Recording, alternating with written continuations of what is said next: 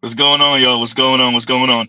Like, share, subscribe, hit the super chat and the hype button. There you go. There you go. Mrs. You almost forgot it again. There we go. Right.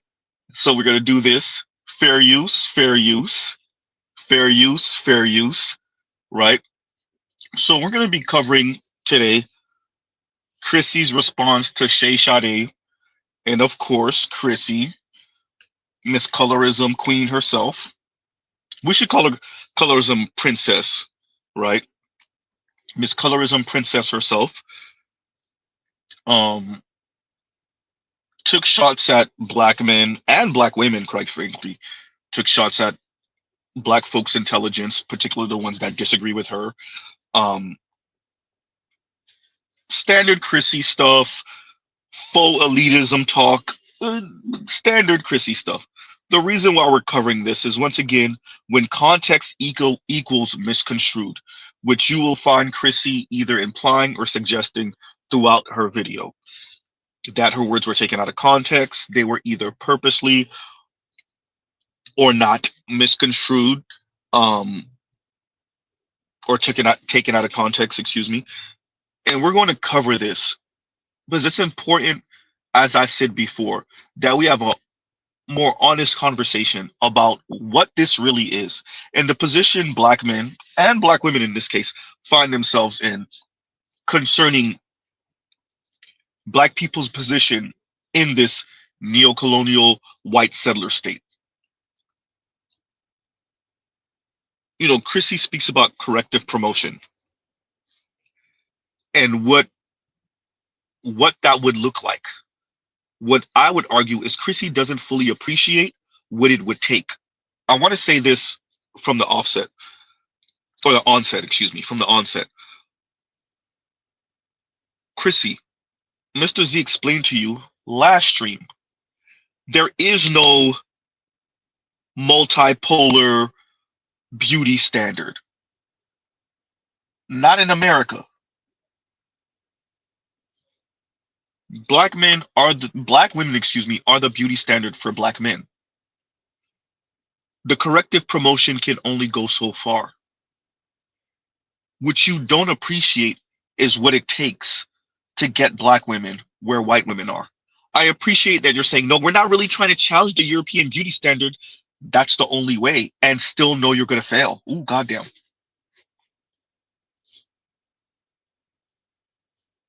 It's 1 foot in, 1 foot out. And quite frankly, Chrissy, we just don't believe you. Chrissy, we simply don't believe you. I am for corrective promotion of black women. I am for black women losing weight. I am for black women conducting themselves responsibly, particularly in public. I am for black women not necessarily being loud and obnoxious, particularly in public. Right? The highlighter weave and whatnot out of here, out the window. I'm for all of that. With that, appreciating the society and the nation you live in. Right? And as I said before, Chrissy simply put, it will be a challenge to the European beauty standard. Number one. Number two, we're going to play Chrissy in her own words, and we're going to be pausing throughout to give our own commentary and pushback, because it is insulting, and Chrissy's perfectly okay with that. She's actually enthusiastic about it. This 1 foot in, 1 foot out, and not really appreciating who the hell you're dealing with concerning white folks and beauty, white women's beauty. As I said before, and as Chrissy herself knows, some 54% of married Americanized, or excuse me, said that wrong. Some 54% of American-born Asian women who are married in 1 year married outside their race. So once again, American-born Asian women in 1 year, the ones that who got married, 54% of them married outside of their race, primarily the white men. And still, Asian women aren't the beauty standard. And still, white men do not even get close to elevating Asian women to even be a challenge to the white European beauty standard.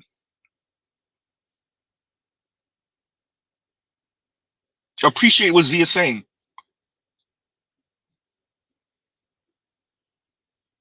Not only are Asian women not the beauty standard, they're not even allowed to be a challenger to the white European beauty standard, to America's white women hierarchy. Huh.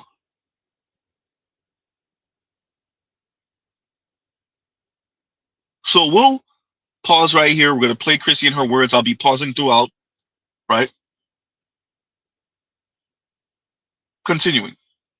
So in this video, I want to talk about the manosphere women and men who are currently misconstruing my concept of corrective promotion. And it's interesting because when I put out my video explaining my concept of corrective promotion back in 2020, which by the way, make sure you check out that video after this one. I'll link it in the description box. But in that video, I was actually correcting someone else who also intentionally misconstrued my concept of corrective promotion. And there was another time I had to correct a Black feminist who was making corrective promotion out to be something that it wasn't as well. So it's clear that the concept of corrective promotion for dark-skinned women is very triggering to a lot of Black people on this app, to the point where they have to lie about what it actually is. And we'll talk about why that is in a moment. But let's get into some of what is being said. Corrective promotion is that at its core, it basically wants to replace the position that white women have in society with the dark-skinned Black women. So here she says that corrective promotion wants dark-skinned women to replace white women as the standard of beauty. And that's interesting because I never described corrective promotion that way. Corrective promotion is not about promoting all above average dark-skinned women. It's not about promoting the perfect looking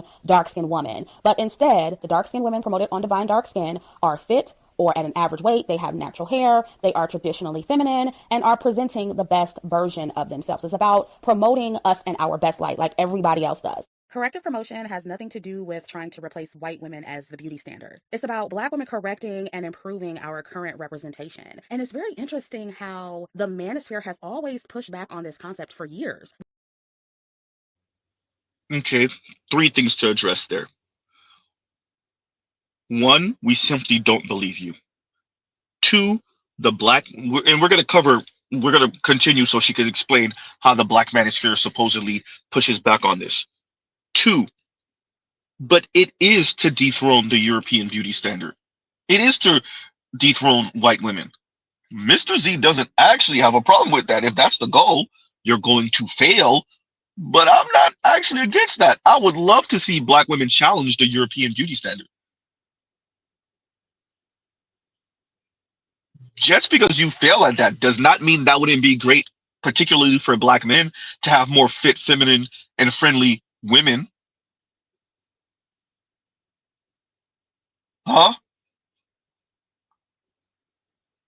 That would be great for Black men. Oh, wait, but you're not doing it for Black men. You forgot, Z. We'll get back to it because that's what it's really about. And as you said, Chrissy, and as you alluded to, she's openly said this and alluded to it. Black men are not helping us elevate so that we could end up with non-Black men. You damn right. I don't know what type of cuck ass dreams you have, but it ain't happening.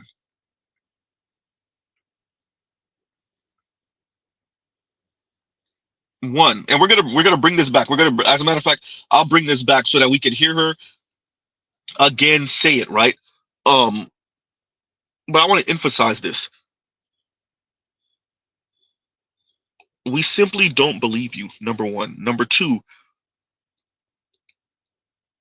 corrective promotion isn't a negative. I don't know how many folks, Black women who disagree with you and Black men, have a problem with Black women and this idea of corrective promotion. What does that corrective promotion entail? Chrissy, you could barely speak without throwing Black men under the bus. Once again, what does that corrective promotion entail? Chrissy, your anger at black men, your rage at black men knows no bounds. What does that corrective promotion entail? Huh? Go be the little bed warmer for the white dudes and shut the hell up.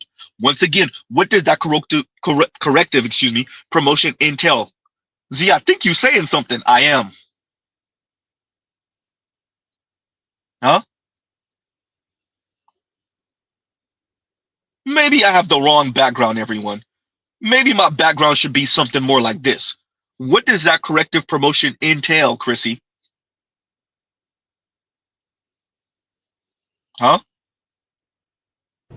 Man, that's a female. Just saying. Okay, let's start it again.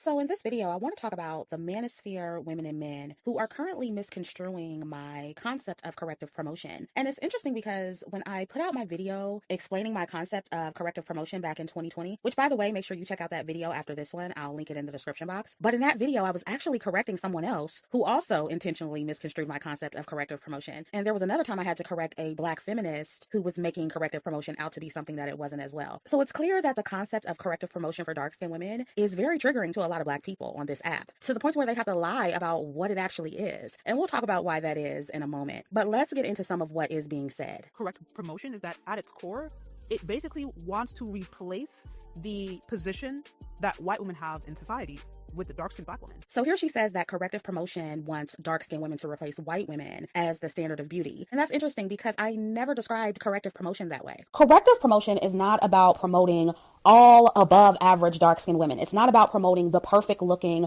dark-skinned woman, but it is.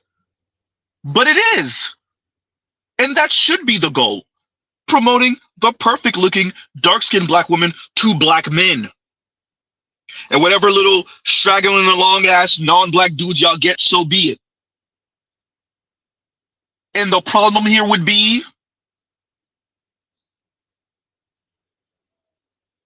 first, once again, we don't believe you. Talk about being misconstrued. First, we just don't believe you. Second, what's wrong with promoting the ideal or perfect dark-skinned black woman? Once again, to black men. The problem that women like you have, Chrissy, is that you put yourself in a pincer move. You're not doing this particularly for black men, and non-black men simply don't care. Other black women don't believe you either. And there you go, Chrissy and her subscribers. It's not just Shay. Nobody believes you. The white men don't believe you. Huh? Black men don't believe you. Other black women don't believe you. Everyone knows what it is. Grow some ovaries and just say it.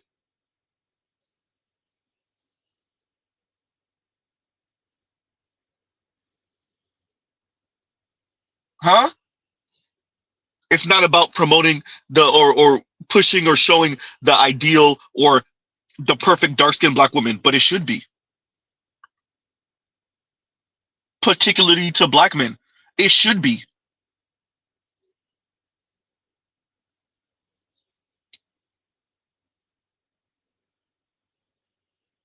Your ego, madam, your ego says, I ain't gonna do that for no black man. And watch black women just suffer in solitude. Nothing wrong with that.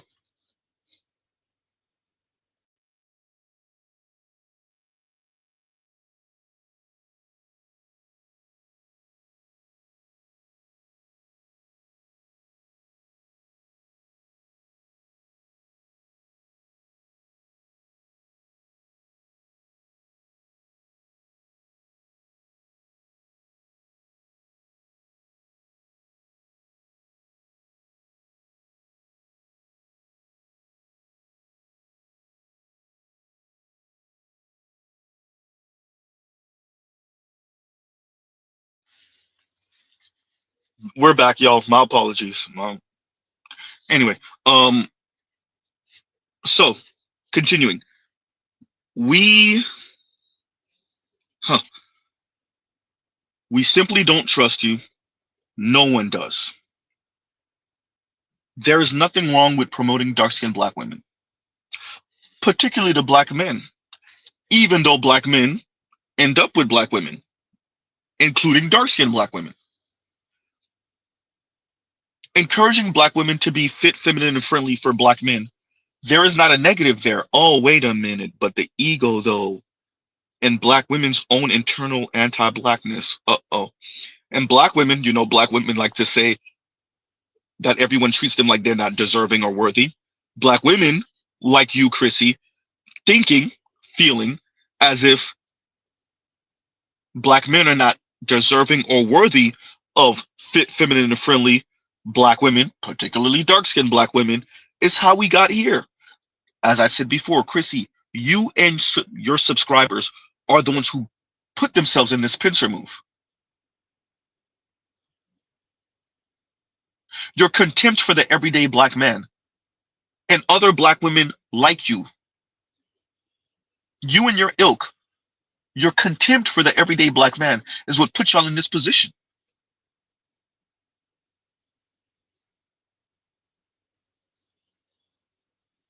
What would be the problem to correctively, air quotes, correctively promote dark-skinned black women to black men? Oh, you don't think black men are deserving of that?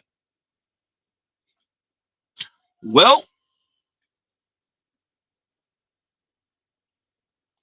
it's going to be fun to watch, sad to watch black women such as yourself, maybe not you, but such as yourself, languish.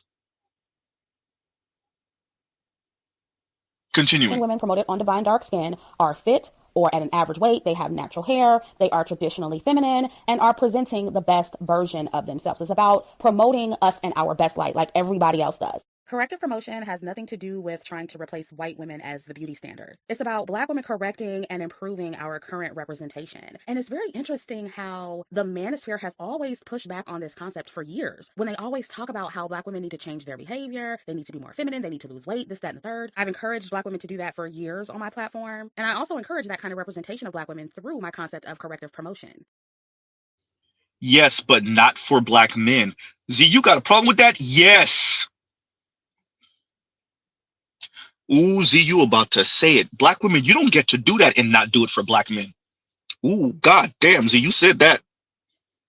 Chrissy, you think you get to corrective promote black women and it's not for black men? How's that been working for black women? Oops. Chrissy, you're not the first. Social media and the internet make y'all think y'all the first, or y'all doing something that hasn't been attempted before. Chrissy, you're not the first. It's gonna fail because you're not doing it for black men. Black men are your golden ticket, period.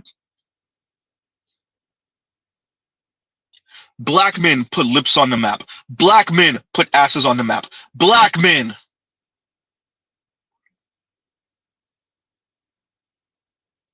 Huh?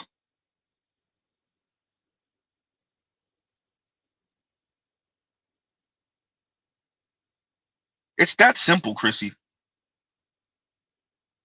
You don't get just to improve black women and it's not for the benefit of black men.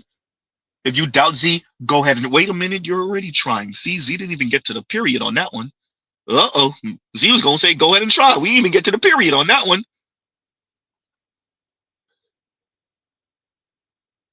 Huh?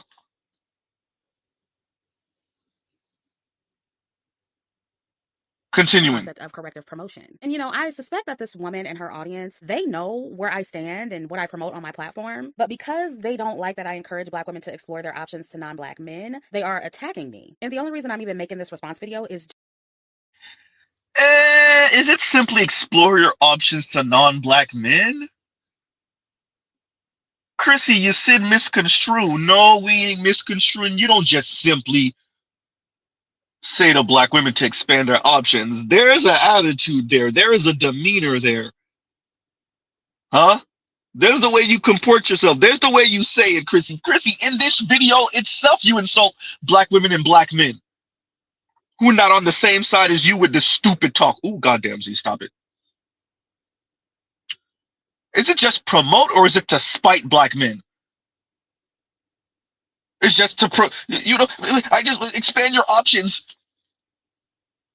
Not to spite black men, to spite black men. Stop.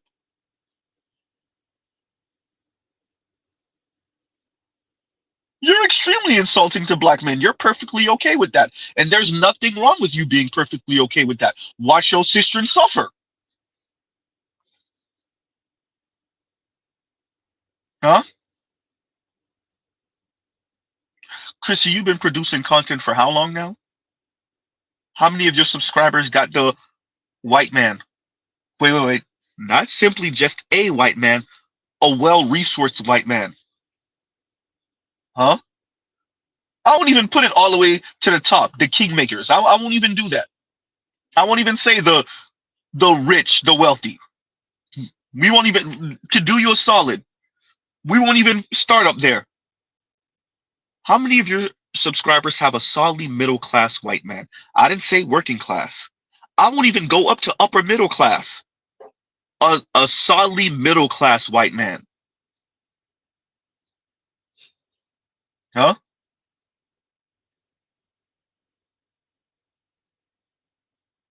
Yikes.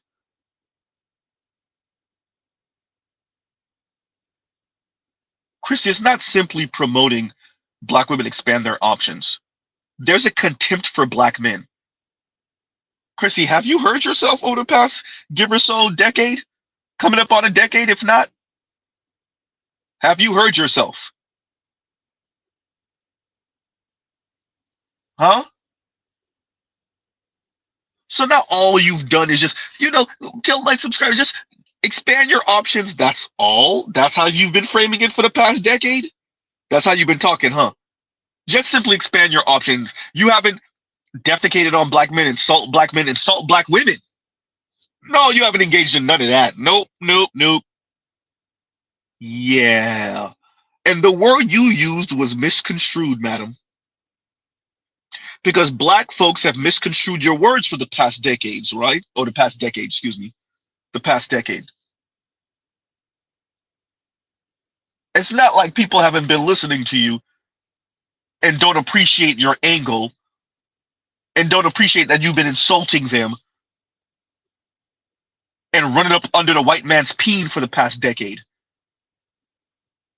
Every time Chrissy talks, somehow the rest of us end up on the white man's school. What the hell, lady? What type of cuck-like behavior and what you got going on here? Every time Chrissy talk. So it's not like people haven't been taking you with your own words.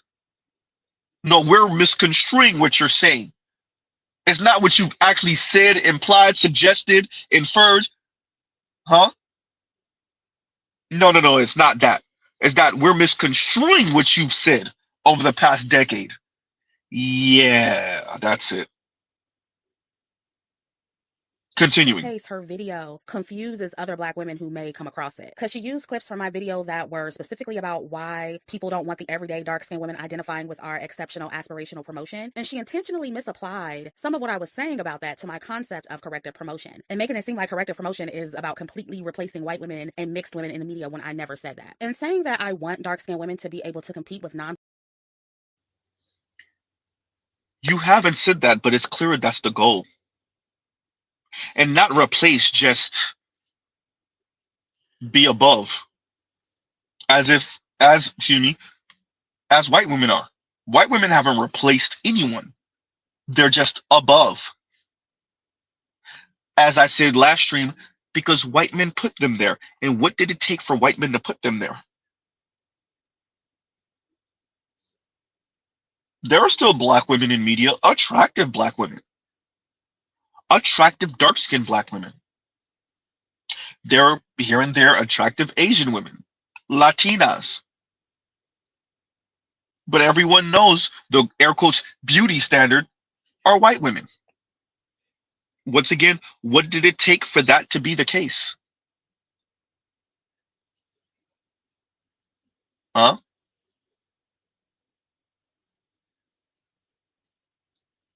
It's not about erasing. White women wouldn't be erased. Asian, Latina, and whoever else, indigenous women, whoever else wouldn't be erased if black women were at the top. Black women just would be at the top. Once again, what would it take for black men to put black women there? Huh?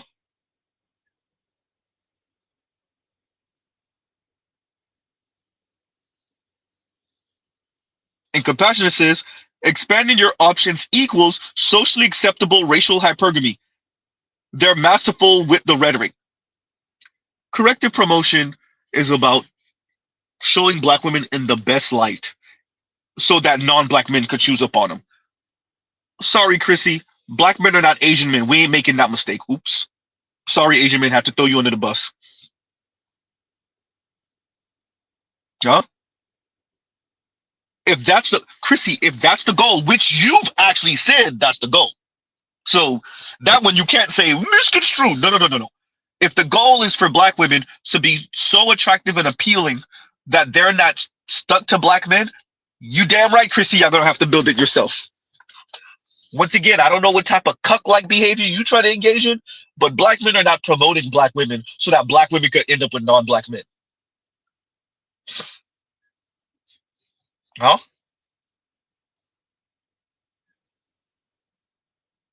You damn right y'all gonna have to build it yourself and fail. Huh?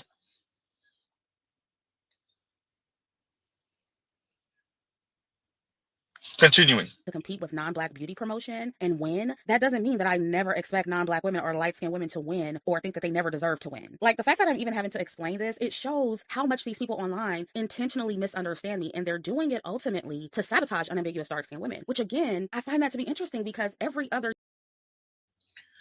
Imagine believing that the goal here is to sabotage unambiguous, just dark-skinned black women, unambiguous black women. The goal is to sabotage black women so that we could keep on having white women as the beauty standard. White women were going to be the beauty standard just sheer off of population and demographics of America, right? And white man's power, which again, what would it take for black men to put black women there? But okay, barring that, black folks are trying to sabotage black women beauty promotion. So you think black men want 350-pound, 300-pound black women running around here? Black folks want, wait. Black men want that just to sabotage black women. Oh, wait, black men want the neck rolling and attitude. Black men want to say, yeah, you look fine in that dress when they don't. And the seams are coming apart. Just to sabotage black women. Huh? Black men want black women with skin curtains. The flabby arms. Just to sabotage black women. Yeah, that's it. Do you hear yourself?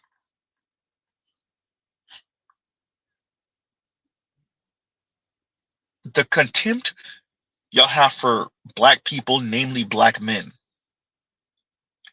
causes y'all to be so delusional that you say things like, well, what you've said. Sabotage?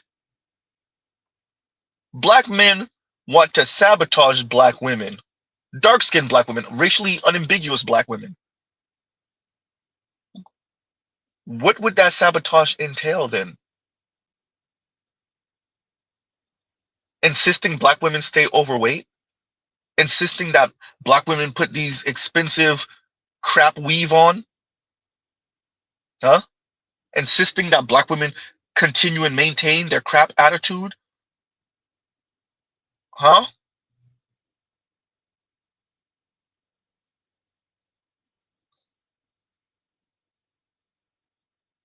Black men are the ones feeding black women the donuts and the fried chicken and telling them don't go to the gym, don't work on your diet. Just to sabotage them, don't you know?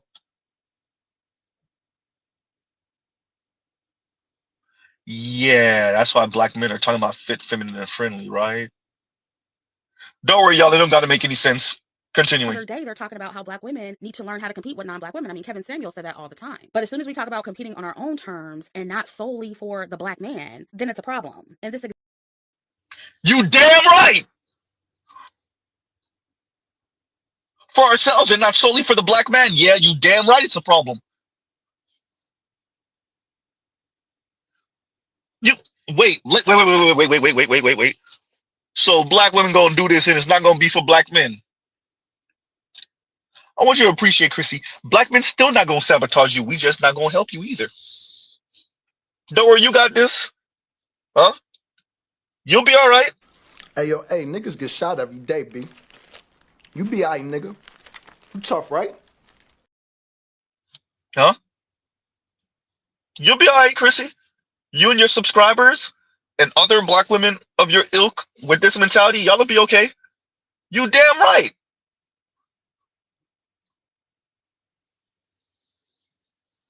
Black men have a problem because we're not solely doing it for them. And the problem is, wait, so black men are supposed to assist you in getting piped down by the white dude when we're supposed to hold your hand? What are we supposed to insert it in you for him? What type of weirdness? See, that's not a word, I know.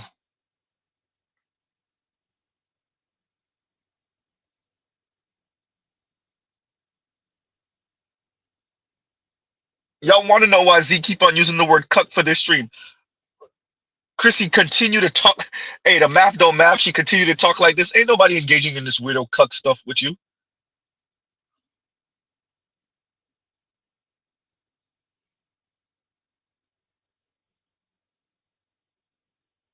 Let's corrective promote and have black men help us. Let's shame them and insult them into helping us, and so that we could end up with non-black men. What?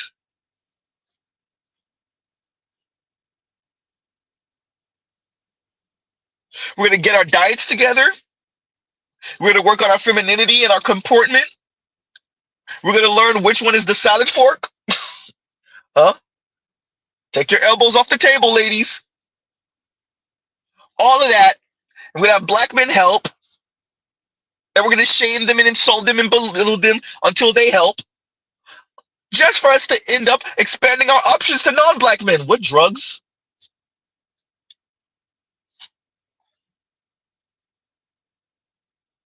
Huh? What drugs?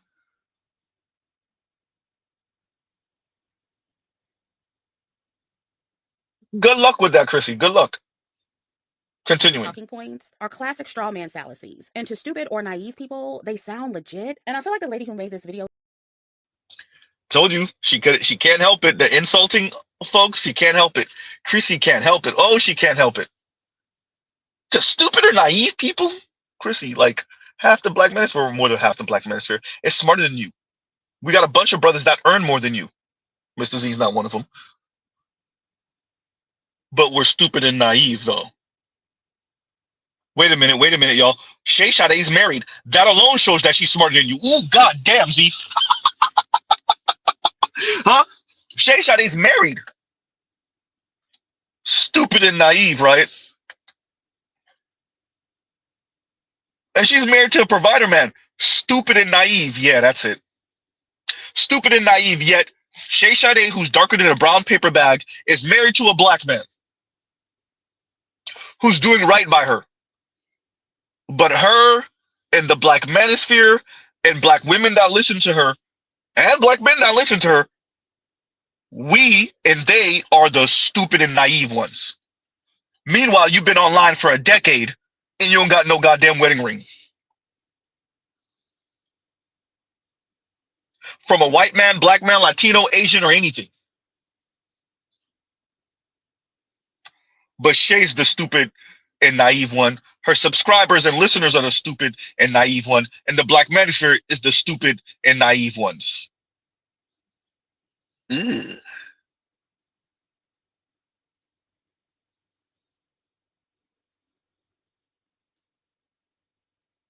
Huh?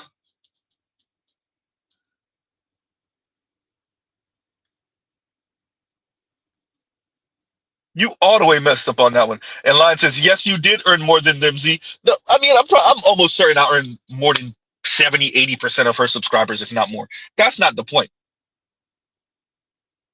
Plus, I'm a black man. I ain't trying to compete against no black woman like that. Unless, of course, they're trying to openly compete with, oh, yeah, they are trying to openly compete with black men. Oops. Huh? Stupid and naive. Of course you're going to say stupid and naive. Why? Because we put in your words in context. While you say misconstrued, take out of context. No, we put in your word in context. In historical context, in political context, in racial context. Oh no, we put in your words in context. That's your problem. So now we're stupid and naive. Huh? Wait, Lion, I did miss your super chat. You're right. Give me a second. I'll get to it. I'll get to it. Huh? Better you. I haven't mentioned them things in forever. Huh?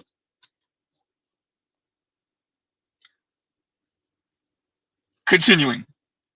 To listen to it so that she can create a false narrative about my channel that isn't true. A lot of people do this to me on YouTube. They don't like me, but can't really debunk my talking points. So they make up things that I said or We can debunk your talking points.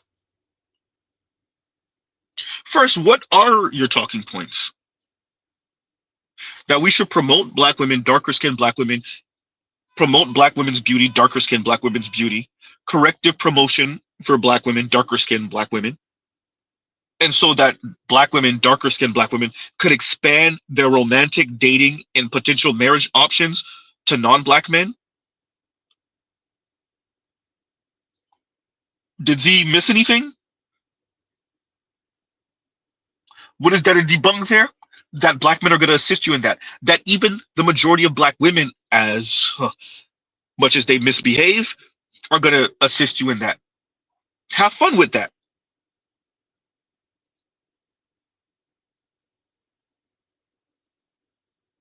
Have fun with that. Chrissy, do you appreciate that 21% of black men are marrying out? I see number as high as 24%. 24% of young black men are marrying out. Do you appreciate what that means for black women? Darker skinned black women?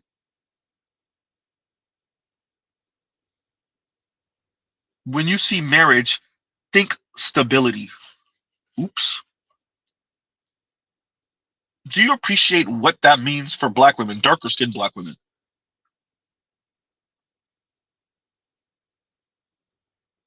Do you appreciate that right now, some 28, 29-ish percent of black women are married and some 36% of black men are married? Black women's marriage rate is projected to go down a percent or two. Black men's marriage rate is projected to go up 2 and 3 and 4% because black men are marrying out more. Chrissy, for the most part, black men are who black women have. There is no corrective promotion if it's not directed to black men. There, Mr. Z just debunked what you said. Oops. There is no expanding your options if you're not corrective promotion to black men. If you're not correctively promoting black women, particularly dark-skinned black women, to black men, there is no corrective promotion. It starts and end with black men, and to hell with your goddamn ego about it.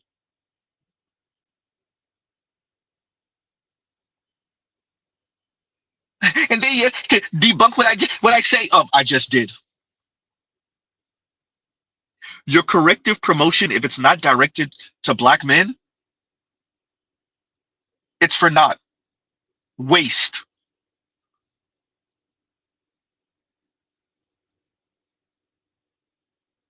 Huh?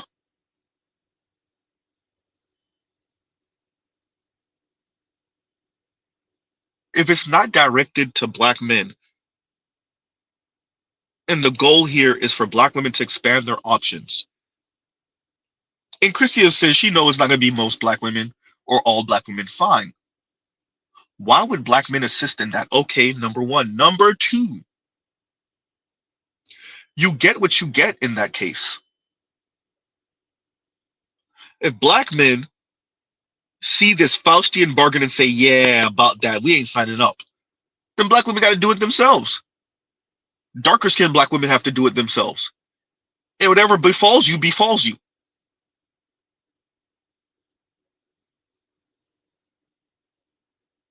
Continuing. A lot of people do this to me on YouTube. They don't like me, but can't really debunk my talking points. So they make up things that I said or Just did. fallacies to debunk me. But to any intelligent person, it's very obvious what they're doing. So let's continue. There's not going To any intelligent person, it's very obvious what they're doing. Chrissy, you're not the arbiter of intelligence, number one.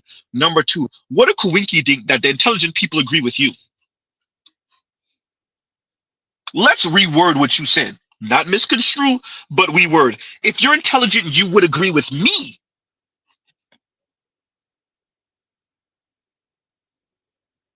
Of course, the intelligent people agree with you, Chrissy. Don't you know? Once again, Black women in the moral high ground. Once again, Black women on the right side of history. Well, Black women like Chrissy, of course.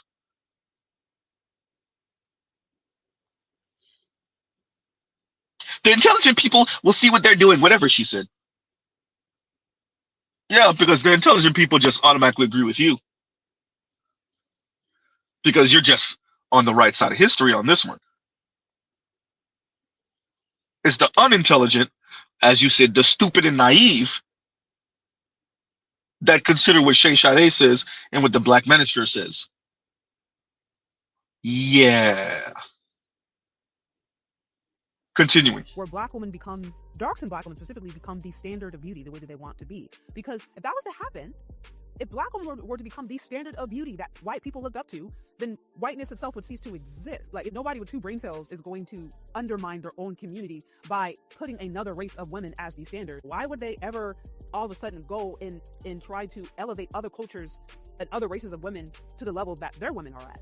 Like, who would do that? They wouldn't. And this is something I also stated in my corrective promotion video from 2020. You can't expect white people to correctively promote dark-skinned women because they're not going to undermine white women or give us an equal amount of the right kind of promotion. You know, they're in competition with us. They want to stay on top. They don't want things to be equal. They want their women to be the standard of beauty, not us. So they're going to undermine us any chance they get, even if they give us, you know, a few crumbs here and there and a few dark-skinned women in the right roles here and there. They're not going to actually give us corrective promotion. And honestly, they're not obligated to. Right? They're not obligated to correctively promote women who don't look like them. So I don't expect them to, which is why I created Divine Dark Skin and the concept of corrective promotion. And I know we're like a drop in the bucket over here. You know, we're small fries compared to the mainstream media. But, you know, I just want to put my mark on the world and my little dent in changing the narrative. Mr. Z actually respects her for that. If it wasn't for the insulting of Black men, belittling of Black men, of course, all the little subtle and not so subtle jabs at Black men, Mr. Z has no problem with what Chrissy just said. Huh?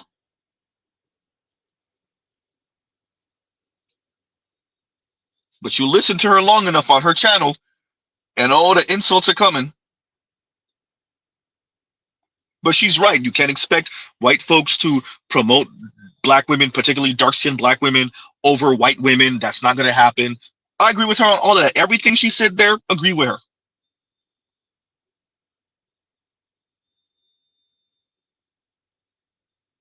But if we listen long enough, ma'am, we know the insults towards Black men, they're coming. Maybe even the insults to certain Black women.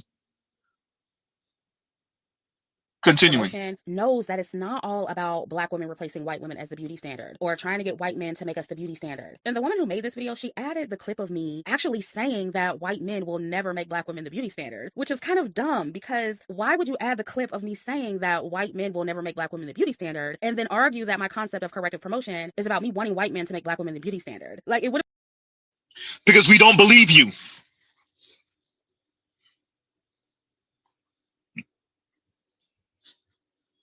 I should see Z face right now. The duh. Because we don't believe you. It's like when someone prefaced their statement by saying, I'm not saying, but I'm not saying that black women or dark skinned black women should be the beauty standard. I'm just saying that we should, corrective promotion. Mr. Z agrees with you with the corrective promotion all day, every day. Agree with the corrective promotion. But we know that this is about black women being the beauty standard. By the way, as Z said, Mr. Z's not about telling women black women they shouldn't be attempting to achieve that, knowing that they're gonna fail. But Mr. Z is not actually against dark-skinned black women being the beauty standard. I want to make that clear. Let's make sure that we say this very overtly for this stream. Black women, particularly dark-skinned black women, being the beauty standard wouldn't be a negative. It's what black men would have to do for that to be the case. What black women would have to do for that to be the case. What black men and black women would have to do to maintain that. Number one. Number two, it's the subtle and not so subtle jabs that black women, black women and the Chrissies, of course the Chrissies, have made concerning black men over the past years. That's the problem. Number two. Number three, Chrissy, simply put, we don't believe you. We do not believe you that the end goal is simply just black women corrective promotion, painting black women, darker skinned black women in particular, in the best light, beginning, end, full stop. We don't believe you. We don't believe you because of the subtle and not so subtle jabs that you've taken towards black men and black women throughout the years. It's not that we just don't believe you for no reason. No, we don't believe you based off of, well, your online presence.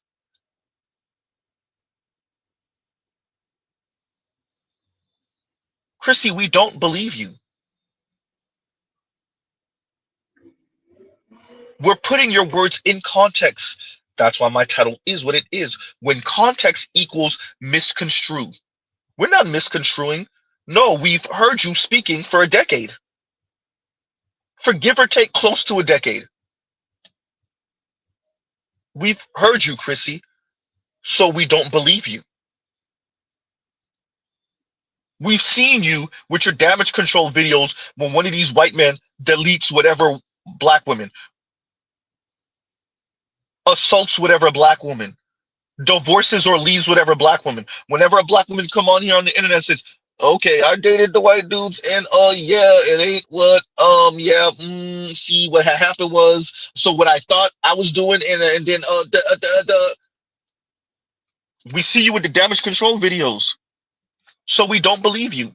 It's that simple. And we don't believe you based off of your own words, based off of you and how you speak and how you've advocated for the past decade. Chrissy, even if I want to be generous and say, you know what, Chrissy was a little young, maybe we shouldn't count the first, I don't know, 5 years. Okay, we'll cut the time in half. Chrissy, still the way you've spoken. Still the way you've spoken.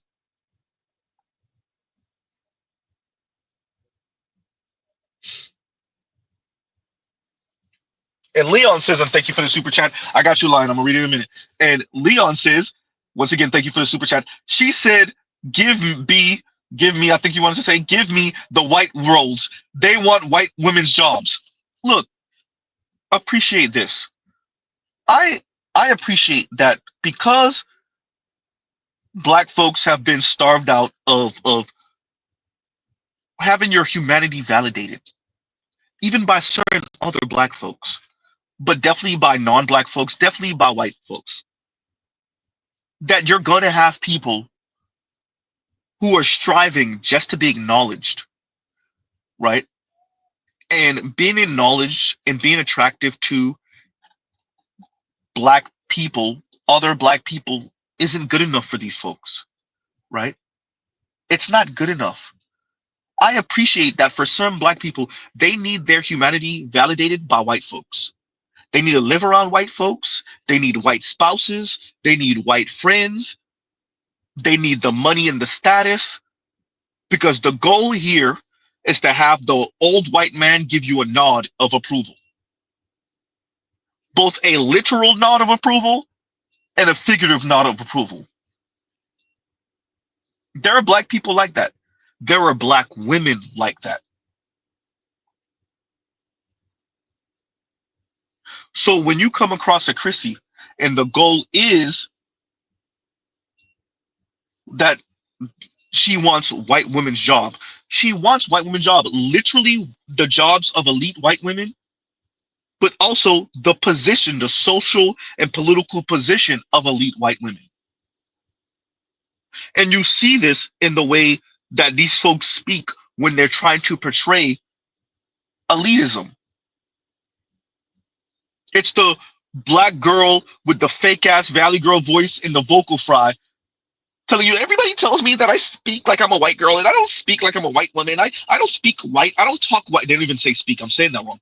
I don't talk white. I talk like I'm educated. No, you sound like a white woman. Michelle Obama is educated. She's more educated than you'll ever be. She doesn't sound like a white woman. Oprah, as bad as she is, doesn't sound like a white woman. Huh? Maxine Waters doesn't sound like a white woman. As much as we disagree with Amanda Seales' master's degree, she doesn't sound like a white woman. Huh?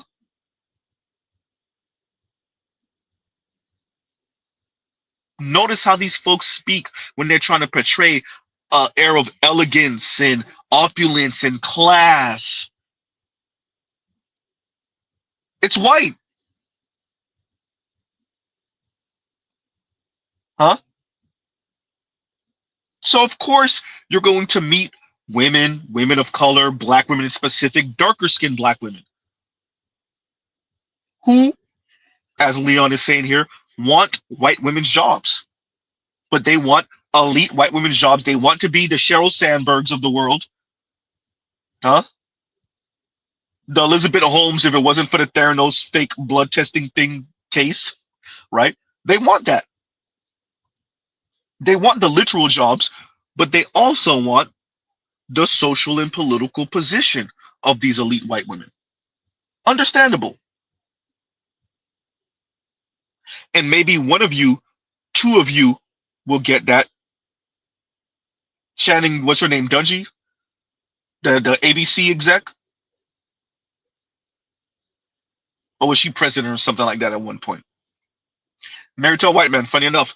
Black woman, fine. The clip that I play all the time with with what's her name? Mr. Z already damn forgot this lady's name. Right? I forgot. Anyway, where she says, give it up, Erica. Erica's married to a white man. Huh? Appreciate that. You're going to have that aspiration to be validated by the people, the guys. The guys are white men. The people are white people. The guys are white men. I appreciate this about certain people of color, black folks, black women in particular. This is, once again, as Mr. Z says often, as you've heard the pro-black say, this is why we say decolonize your mind. Huh? I don't know why I couldn't get Claudia Jordan's name out earlier. That's what I was trying to say, y'all. When Claudia Jordan is speaking to Erica, she's like, "Take off the cape, Erica." Erica's married to a white man.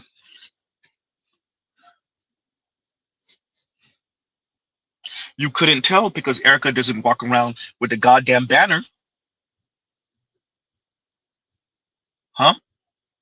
Unlike those who need the validation. They need to tell you, look, I got validated from a white man. I got a white husband. Right? So, yeah. Thanks for the super chat, Leon. Thank you for the super chat. And let's continue. Y'all give Z a second. And we're going to continue. Here we go. corrective promotion is about me wanting white men to make black women the beauty standard. Like, it would have been smarter to leave that part out, but her and her audience really aren't the sharpest tools in the shed, so I guess she didn't think that all the way through, and I guess her audience didn't catch it either. So let's continue. And honestly, it's more about how to assimilate and how to be comfortable in this current system, in this current reality. And this is correct. I've always been very clear about encouraging black women to use the current system to their benefit wherever they can, whether that be promotionally or otherwise. And that's what most black people do already, including black men. They take full advantage of their positive promotion in the media under the system of white supremacy, and they assimilate into white society in a multitude of ways, whether it be to make money, to date or marry out, etc. And the woman who made this video and her manosphere audience, they support black men who assimilate. So I'm not sure why they're acting like it's a crime for black women to do the same. I mean, I know why they're acting like it's a crime, but it's very hypocritical. But see, Armio say Frimpong said something about assimilating on your knees. And Chrissy, you definitely smell of the assimilating on your knees types because, well, that's you, right? Throwing other black people under the bus, questioning other black people's intelligence, insulting other black people's intelligence, black men in particular, of course. Number one. Number two, some black folks, I don't know if you're really listening to the black manosphere like that. Some of us speak about assimilating, and we don't even use that word per se, but okay, fine. Some of us.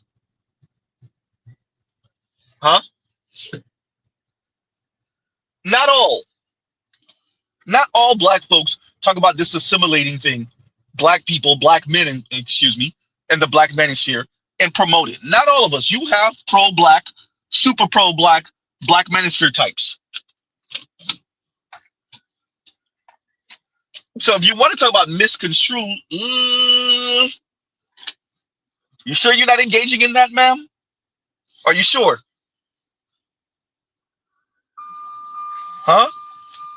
Continuing. Are advocating for, I believe, is a form of nationalism really that only exists or could only exist within a black society. In order to create the reality in which black women are top tier, black men have to be involved in building that. And I agree with her here. And this is also something I've stated several times on my channel, that the only way black women and the black community as a whole would advance in any meaningful way is if black men would build an alternative to the current system. And yes, that would include our own mainstream media where black women will be promoted as the beauty standard, which we've actually seen who black men promote when they do have the power to promote who they want as the beauty standard in the entertainment that they actually own and control. And oftentimes it's not dark-skinned women, but and oftentimes it's not exclusively dark-skinned black women. No, Mr. Z, not gonna let you get away with that one. Oftentimes, you can't even, you're such a coward. You can't even say it's not dark-skinned black women. You knew better than to just straight up say it like that. Oftentimes, it's not dark-skinned black women. You think you're slick. You mean black men aren't exclusively promoting dark-skinned black women? You damn right, because black folks are the rainbow of different shades of black. And some not so black.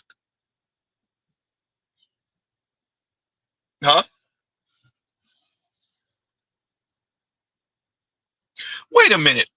The sister, I think she's African. They had a picture of her years ago. I think they were promoting lipstick. I can't remember what they were promoting. And they had this sister, and all they did was show a bit of her nose, but her lips. Big, beautiful, beautiful lips. Full lips. And the racist white folks got to doing their thing and mocking her lips and making fun of her lips. And who came to the rescue? Black folks, black men, and black women. Wait a minute, Z. Black men and black women. And you could tell those lips definitely belonged to a darker skinned black woman. Those were not light skinned black women lips. Those were not red bone, caramel skin, black women, black lips. Those were definitely a darker skinned black woman's lips. Really darker skinned black women's lips. And who came to the rescue? Who came to defend her? Not simply black women. It was black men and black women.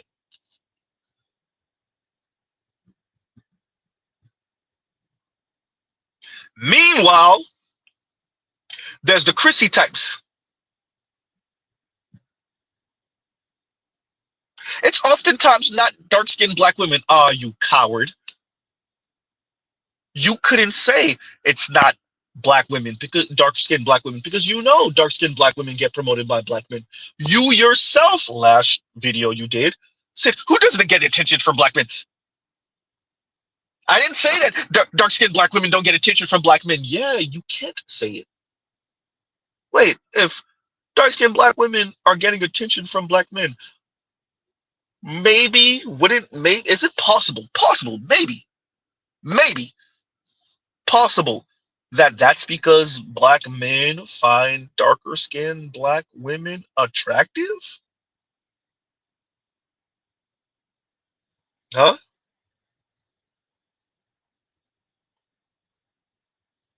Do black men not find darker skinned black women attractive? Do we still not have darker skinned black folks being born every day? I'm not talking about on the continent. I'm not speaking about in Latin America or the Caribbean. I'm saying here in America.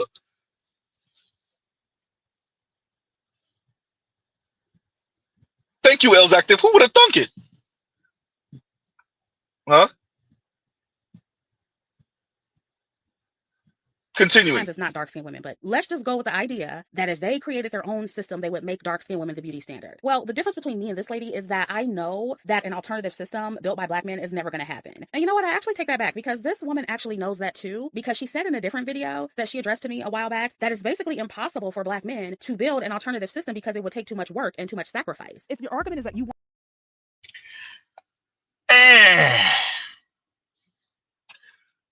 The sacrifice would be you, Chrissy, and your humanity, whatever is left of it.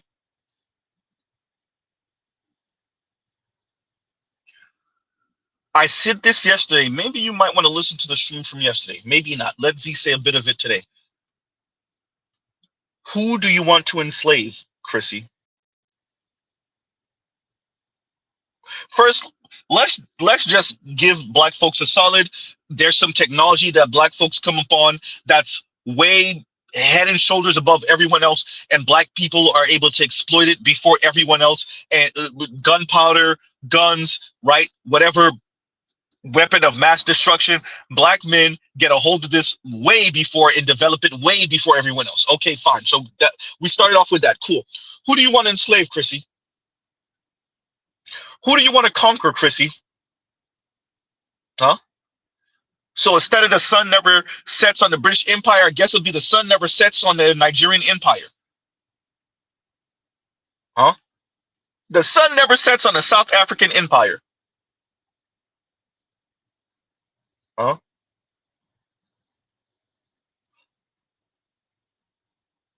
I guess we'll have Angola or Congo have 15 European countries using their currency, even when they no longer use their currency.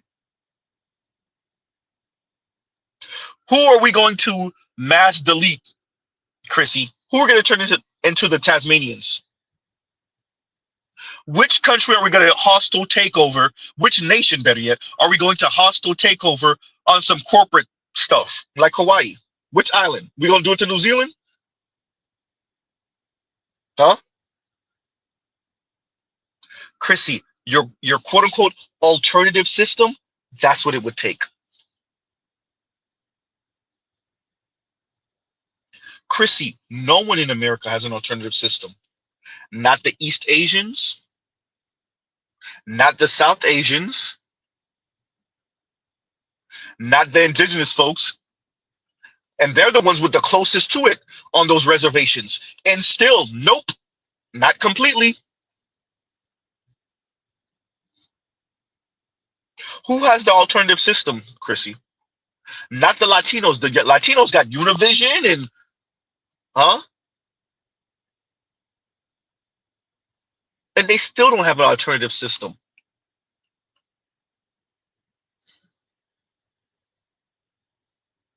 Huh? Who has the alternative system, Chrissy? Name the group in America that's not white that has an alternative system. I'll wait.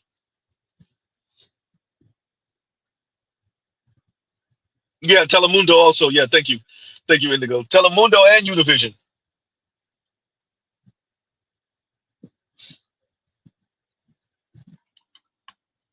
Who has the alternative system? Fine, let's go with it. What would it take for black men to create and maintain that alternative system? Huh?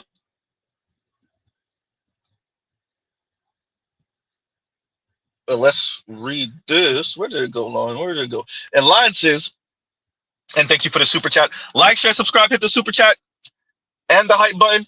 And Lion says, does promote not mean to elevate to a higher position? Uh-oh. In other words, be above someone who, excuse me, who are you trying to be above, Chrissy? Let's read that again. Does promote not mean to elevate to a higher position? Question mark. In other words, be above someone? Question mark. Who are you trying to be above, Chrissy? Hey, Lion saying he don't believe nothing you saying. He's saying maybe you don't even appreciate what the definition of above is, excuse me, or promote is, better yet, promote. Huh? Well, damn. Lion said I ain't buying it. Huh? Yeah, Lion, look, she Chrissy thinks well, not even, I can't even put words in her mouth. She actually did use the words stupid and naive. That's what she said. Stupid and naive.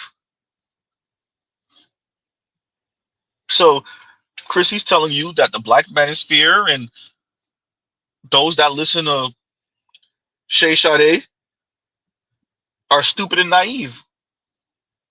She used the words stupid and naive. Can't even say we put words in her mouth. And so we don't appreciate the meaning of words, the context of words. And once we start putting her words in context, all of a sudden we misconstrue them. It's insulting. But once again, Chrissy is okay with being insulting towards us, so there's that too. Huh? Yikes. Continuing. System? Do you understand the implications to that? Not only is that immoral, that would require black men to essentially do the exact same thing that white men do to establish this current society. Y'all don't want none of that. Black women don't want none of that. And honestly, black people don't either. Black people, by and large, black Americans are not going around thinking about how to try to overtake society. And so if this lady already stated that it's impossible for black men to build an alternative system to the current system of white supremacy, and that they don't even want to, and black people as a whole don't want to, then why would I waste my time and encourage dark-skinned women to waste their time requesting that black men build that system if we're never actually going to get it? And see, this woman... And there you go, Compassion. You've been vindicated. Shout out to Compassion and Callus. Hopefully you get this far in the replay. I don't think he's here this morning. Compassion has been vindicated. Compassion said it last night. He said, Z, you act like they're not willing to sacrifice their humanity for this. Thank you, Chrissy, for saying it. Compassionate, you've been vindicated. There you go. Chrissy heard Shay Sade say, do you appreciate, and Shay Sade said it way more concise, way shorter than Z said it yesterday. Yesterday, we went on a whole tirade for 30 minutes. Just, hey, you willing to bomb this, kill that, enslave this, and no. Chrissy went, I'm assuming not Chrissy, Shay Sade went right to it. Do you know what it would take? Are you willing? Black people are not trying to do that. And by the way, shout out to Shay Sade. She's right. Let me be even more concise. Chrissy, black people don't want to give up their humanity for your goddamn beauty standard. So just in case, talking about being stupid and naive, just in case you don't appreciate what Shay Sade is saying, I want you to say what you said again after I say this, just to make sure that we're not reading from two different books, making sure that we're both on the same page on this, right? As a matter of fact, all three of us are on the same page on this. What Shay is saying is black folks don't want to sacrifice their humanity for you and your ilk beauty standard and your insatiable inferiority complex on planet Earth that also has white women. Now, Chrissy, do you still maintain that if that's the case, then I just won't waste my time? Okay, fine. Z, she did not say it like that. No, she did say it like that. Y'all just didn't hear it.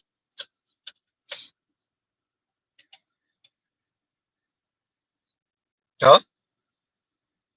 Now that I've said that, Chrissy, do you still maintain what you're saying? Of course you do, but I'm going to ask the question anyway. Huh?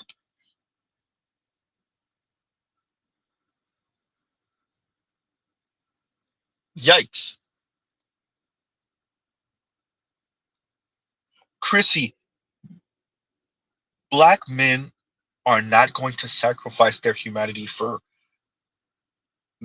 being on top and overthrowing the European beauty standard. I said it to y'all years ago on Green Gorilla's channel. Shout out to Green Gorilla. The Chrissy types want us to kick Margot Robbie all in the face, kick her off the beauty pedestal, and replace her with, I guess for Chrissy, it wouldn't be a Lizzo, maybe a Kelly Rowland. And by the way, Mr. Z is about, about putting Kelly Rowland on top of that pedestal, or Normani. Shout out to Normani. Somebody said Seven Streeter the other night. Shout out to Seven Streeter. Yeah, Mr. Z, that ain't a bad, that's not a bad idea. With that, to literally do that,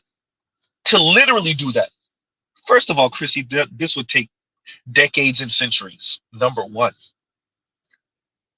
Number two, what's great is that you actually said it. And we're going to continue to play your words. In your own words, we're going to play you in your own words, Chrissy. Once again, we are playing you in context. You just don't like how we interpret what you're saying in context.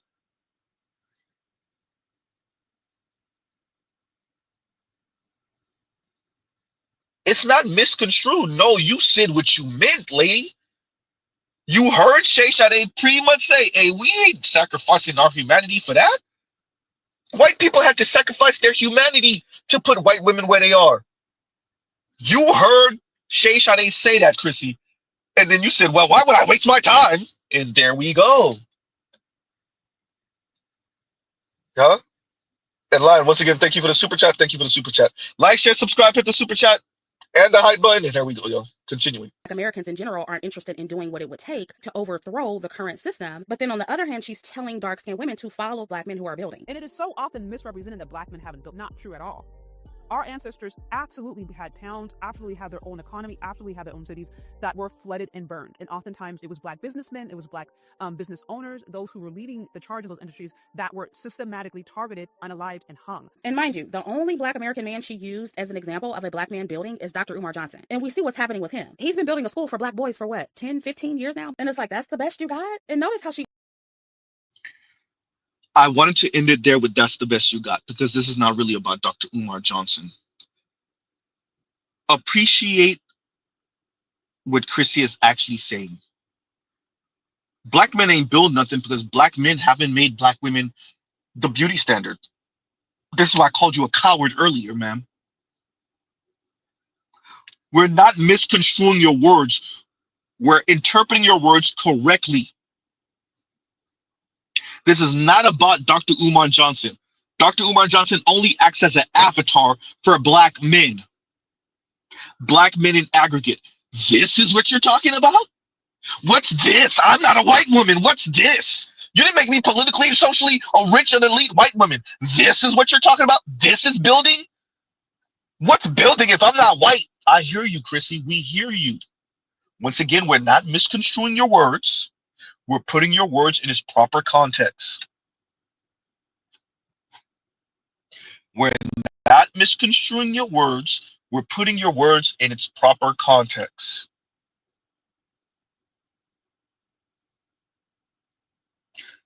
Huh? Chrissy, you say, Dr. Umar Johnson, well, he's been trying to build that school for like 10, 15 years. Chrissy, you've been on this mission for about a decade. What that interracial marriage rate look like for black women? What that marriage rate look like for black women? Chrissy, you got 230,000 subscribers. Huh? The black community on YouTube know who you are. Black people know who you are on YouTube. You have 230,000 subscribers. Huh? People have come across you before, Chrissy, on YouTube. Appreciate Mr. Z brings up marriage as a sign of stability. What that marriage rate look like, Chrissy? What does that interracial marriage rate look like, Chrissy, for black women? See, it's easy to throw Dr. Umar Johnson under the bus. He's been trying to build this school for what, 10, 15 years? Chrissy, haven't you been on your mission for about a decade? Have black women become more stable? Ooh, goddamn, Donald Trump's in the White House. Oops. Huh?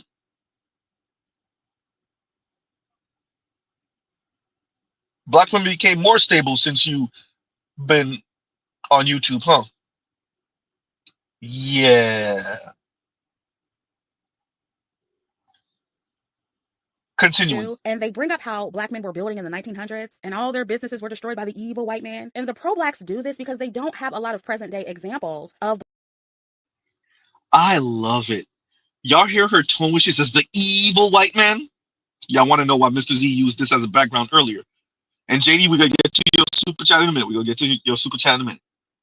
Y'all hear Chrissy when she the mocking tone she uses to say the evil white man in the 1920s? That was the decade she was right, 1920s, 1930s, something like that. The evil white man. She's using the mocking tone. This is why I say when you let Chrissy talk, somehow we end up in cuck world where we're under the white man's scrotum. Every single time Chrissy talks, madam, you're the one obsessed with white men and their peen, not black men, not the rest of the black community. You are. You're obsessed with the validation of white men. Notice Mr. Z didn't even say non-black men, no white men in particular, per your own words. And yes, I still have it recorded, madam. You damn right.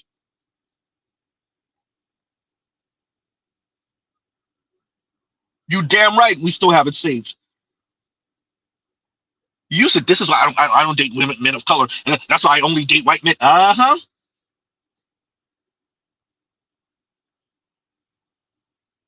Notice how she said evil white man. Dear Black America, because you ain't checked your daughters decades ago, here go one of them. Mocking tone about Jim Crow. Black men being hung. A few black women. Black men being hung. Black women being raped, harassed. The Emmett Tills being drug out and beaten to death and thrown into the goddamn lake. All of that's okay. Huh? Just so she could say the evil white man. Huh? Black towns being burnt to the ground and bombed. Black people being run out of town. Black business owners being run out of town. Just so black women like Chrissy, just so Chrissy could get a dig in, just so she can insult you, she used the mocking tone when black people recount history and how we got here. And even to Chrissy, hey, appreciate every time black people tried to build something, we ended up here. But it's not just something from the past. What did Bob Johnson's ex-wife say? What did Diddy say? What did Byron Allen say? What happened with Oprah and the OWN network? No, Chrissy, we don't have to go back a century. We could go back 5 and 10 years. Chrissy, we could start now. Chrissy, did we just not watch affirmative action get ripped apart?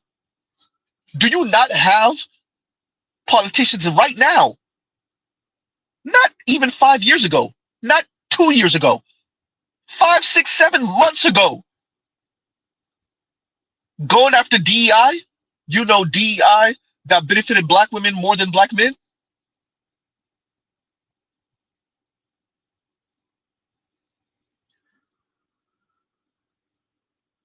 Chrissy says the evil white man in the 1920s or something. Chrissy, we don't got to go back a century. We don't have to go back 50 or 70 years. We don't even have to go back a whole full year.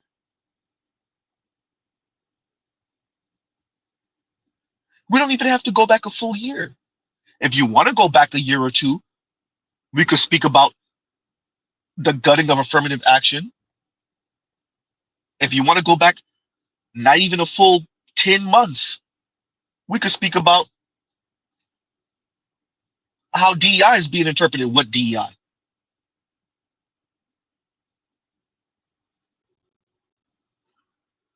Why the Chrissies are so dangerous? It's because to insult, demean, belittle black men, they're willing to destroy everyone and everything.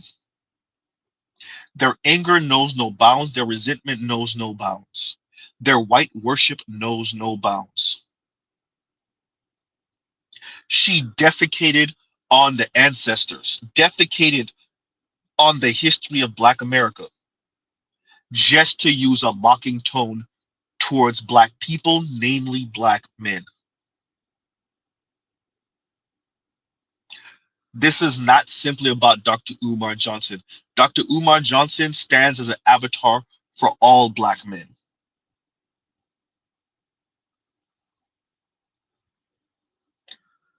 Once again, my background is apropos. All this is a Black woman who's anti-Black as hell, who's just a tool in the pawn for elite white men. Appreciate these folks aren't slow or dumb. You have the Edward Bernays going back over a century. They've been studying the mind for the longest. They appreciate the Sigmund Freud and the Eric Bernays. Mr. Z, could you get the name out correctly? Edward Bernays, there we go. They've been studying the mind for forever. They appreciate what starving, particularly women, of beauty validation at the highest level. Once again, this is about replacing white women. What that does to their mind.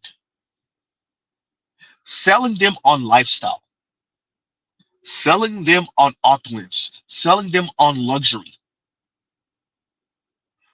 Part of the luxury is being with the elite man. And what happens with women when they don't get that? When Black women don't have that dream and that aspiration validated? Huh?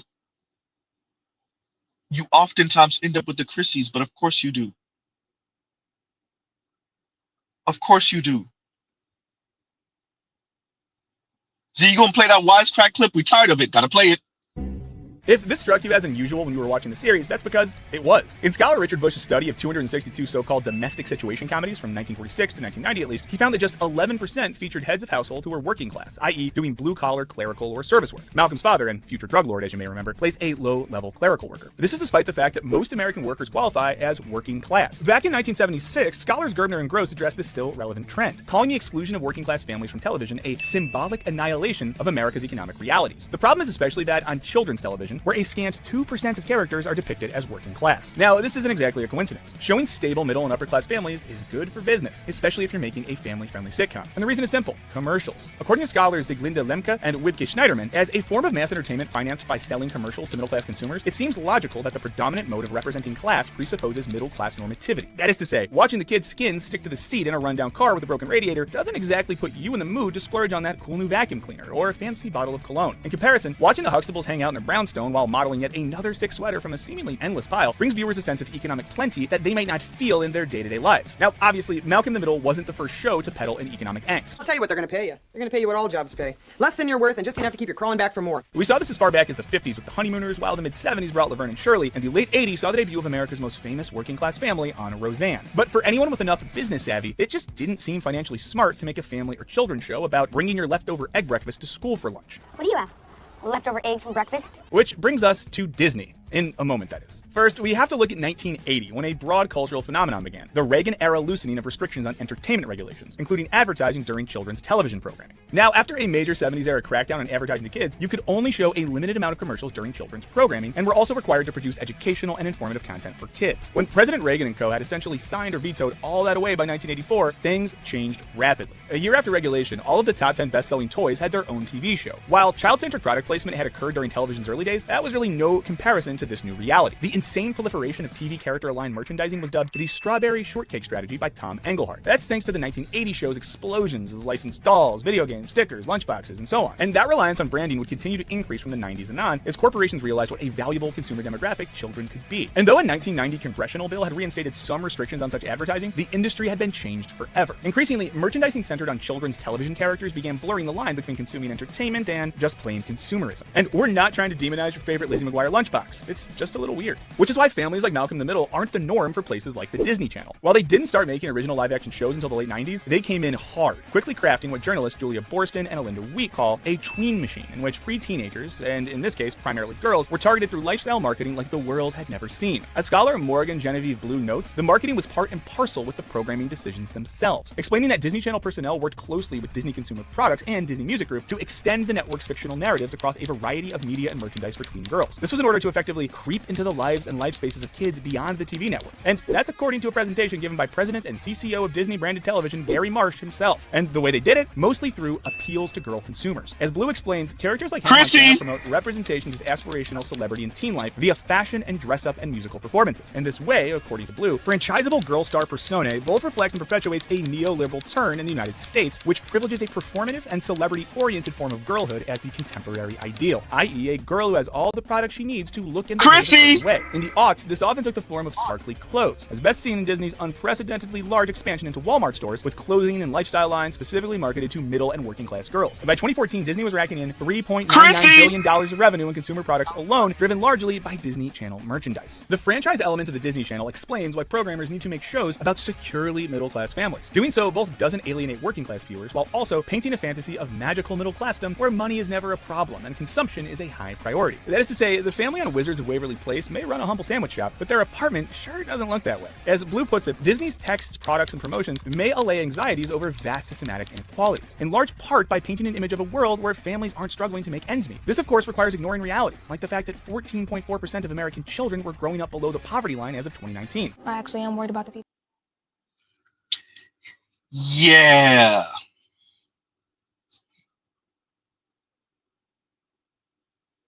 Chrissy, did you hear that? Y'all got soul lifestyle. It's not simply about Disney. It wasn't just Disney that was targeting the girls in particular.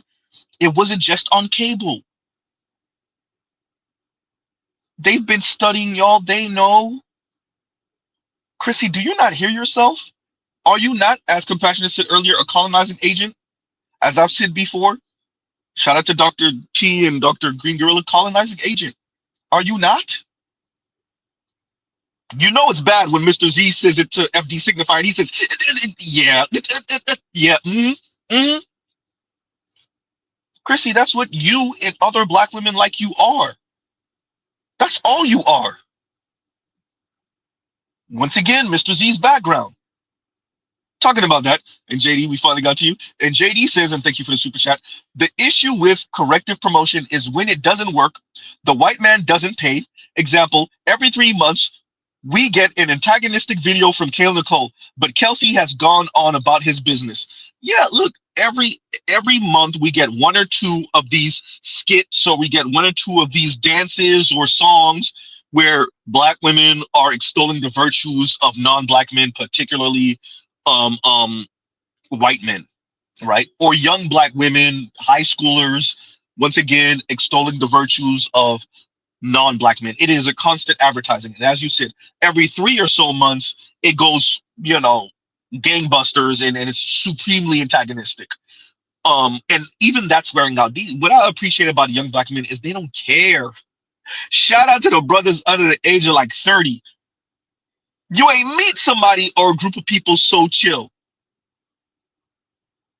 And that's because they grew up with some of the most toxic rhetoric directed right towards them and to their older siblings and whatnot, their older cousins. That would be those of us in our 30s and whatnot. So them brothers under the age of 30, they don't care nothing about what these women are talking about. The white men don't care either. If he gonna pogo stick in you, he gonna do it and y'all be quote unquote together for 9 months, 12 months, 18 months. Then when he's done with you, he's done with you.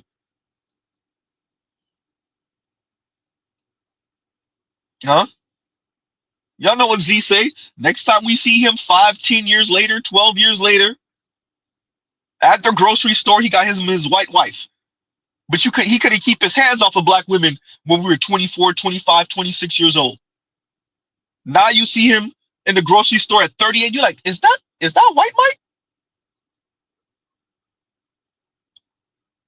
White Mike got the white wife and the 2.3 kids.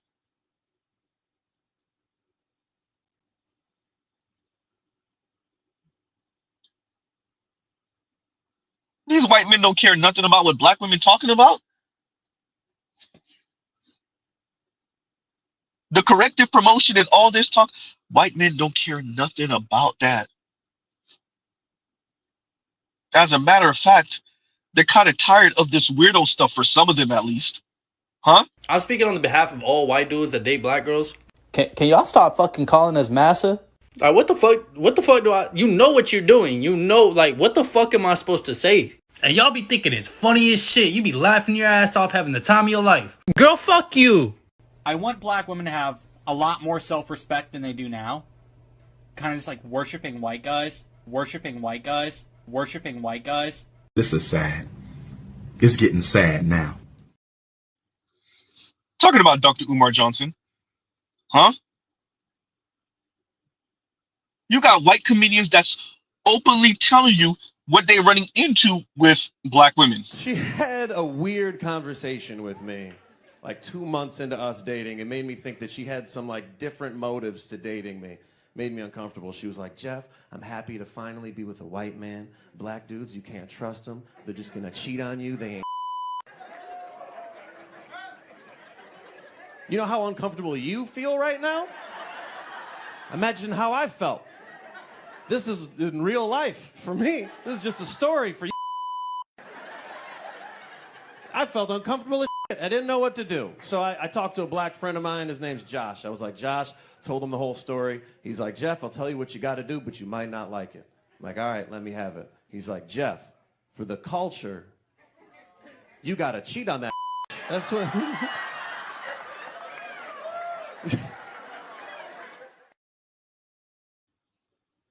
Huh? Corrective promotion, right, Chrissy? Everybody see y'all. You think white men don't see you?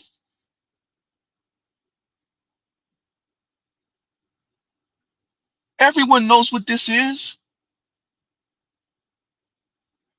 I think I have it saved somewhere on my phone.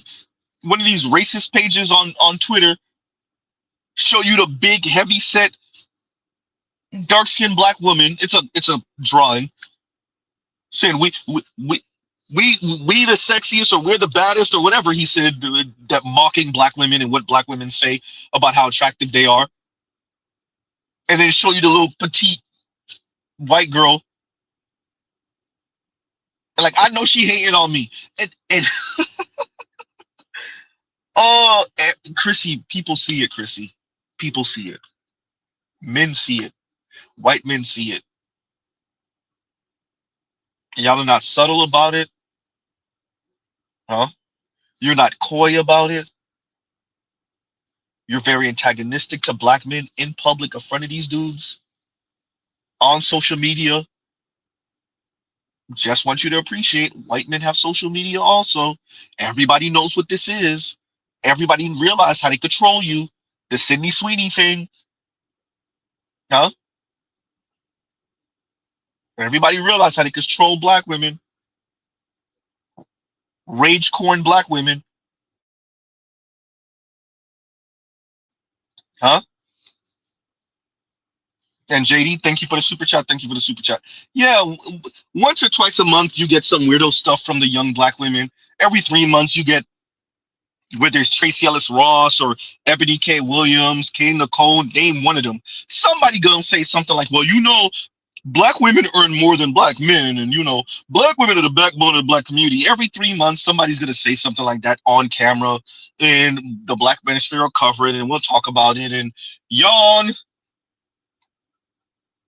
Every so often, maybe 4 or 5 times a year. Yeah, you're right. There's one of these people come out, the Rebecca Lynn Popes or Tyler Perry or somebody who says, you know, black women gonna maybe have to reconsider, and maybe all he could do is pay the light bill, and black women, oh, we ain't doing that, and that's why you gay now. Right? Then we find out once again, or reiterate, and you know it's something when you know the black manosphere is being listened to, and yet people keep speaking like black women earn more than black men. You know it's an agenda. There's no way it's not an agenda. You know Some of these folks have heard of us. They know the talking points, some of them at least, a few people. And yet people are still saying, black women earn more than black men. And, the most educated group of people in America, the most educated demographic is, it's bad when it's still the most educated demographic in America is black women. Where are the numbers to back that up? Crickets.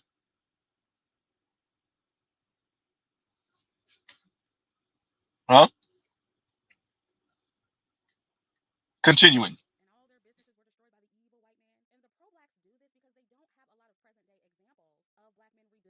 And recreating the Black Wall Street type of infrastructure that would actually be an alternative to the current system in place. Even if it's not a total equivalent, an alternative that Black women could actually survive in and benefit from. And then if they try and fail, it's always the Black woman's fault or the white man's fault. It's always somebody else's fault, why they can't get their shit together, why they can't get something done, why they lost. The black women's fault or the white man's fault? Who's blaming the black women outside of not being on our damn program? Yeah, it's the white man's fault. Chrissy, are you okay? Who needs the white racist when you got Chrissy? Once again, my background, everyone. Chrissy, are you okay? Who's blaming black women? Number one, the only issue black men truly have with black women as well, other than the weight and the attitude and the hygiene, is not being on black men's program, but blaming black women for the system? Wait, so black men are blaming black women for racism and anti-blackness? Are you okay? Are you sure you wanted to say that? Black men are blaming black women for white supremacy? Did you hear yourself? And then to put black women in the same sentence as white men. Chrissy, it ain't gonna happen. White men don't care nothing about what y'all talking about. Blaming white men, yeah, you damn right, as we should. White supremacy talk, yeah, you damn right, as we should. Blaming black women, you wish. If black women aren't being empowered to sabotage black men, what consequence are you to black men? Politically. Wait a minute, Chrissy, we going through it now. Black women are being defanged right now. And wait a minute, y'all hear that? It's a chorus of young black women saying, "We love you, black men." Yeah. Yeah. Chrissy, what consequence are black women like you to black men? You want to talk about sabotage? What consequence are black women like you in specific are to black men as you get defanged by white society? You damn right black men are supposed to blame white men. You're damn right. Are you okay? Wait a minute.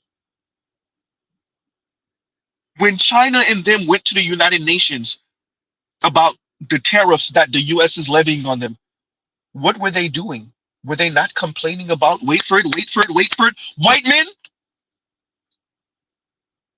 When Lula went to, was it the G20, back right after the housing recession, and he said, it was white men, white people in Wall Street, white blonde, blue-eyed white people in Wall Street and in London who thought they knew what they were doing and they'd have destroyed the whole world US economy. What was Lula saying? Was he not saying white men?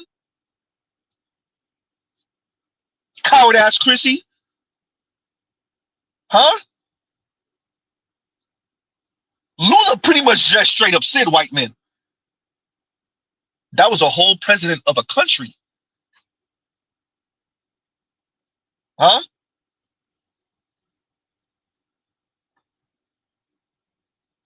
What are you talking about? Which one of the Egyptian presidents said, hey, them folks left black and they came back white? White men?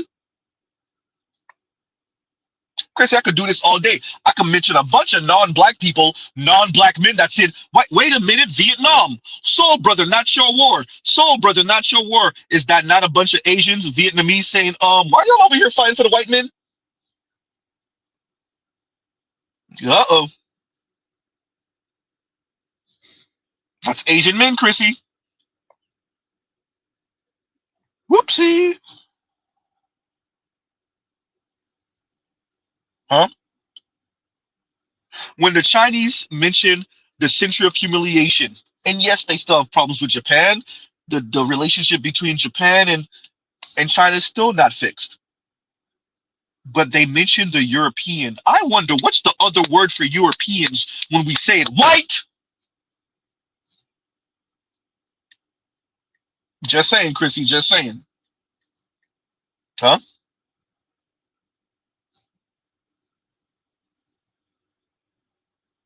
So that's China, world's second largest economy. Talking about the century of humiliation. Yeah, they got an issue with Japan, but everyone else is, well, white. White. Huh?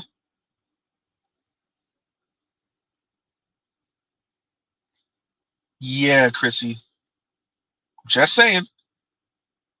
Continuing. Control of anything that happens to them is always their mama's fault or the white man's fault. Yet black women, we have to be responsible for all of our actions. If we fail in life, it's completely our fault, according to the black manosphere. But with black men, it's always somebody else controlling them and making them do or not do something. Yet these are Who says that?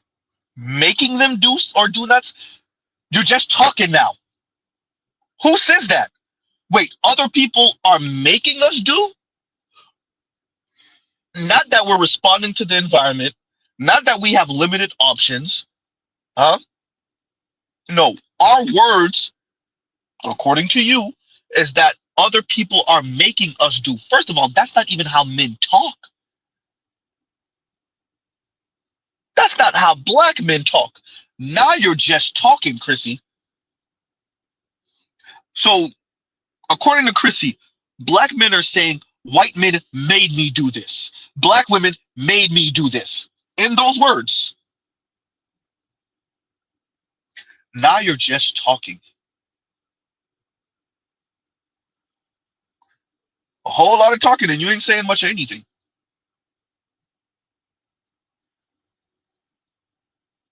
I want us to appreciate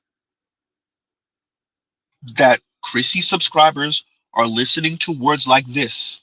They're listening to this. That's why Mr. Z says, shout out to Victor Creed. That's why Victor Creed told y'all years ago. It's not good enough to maybe go through your girl's phone and see whether she's cheating on you and who Mr. Rodney is or who whatever, man. No, no, no, no, no, no, no, no.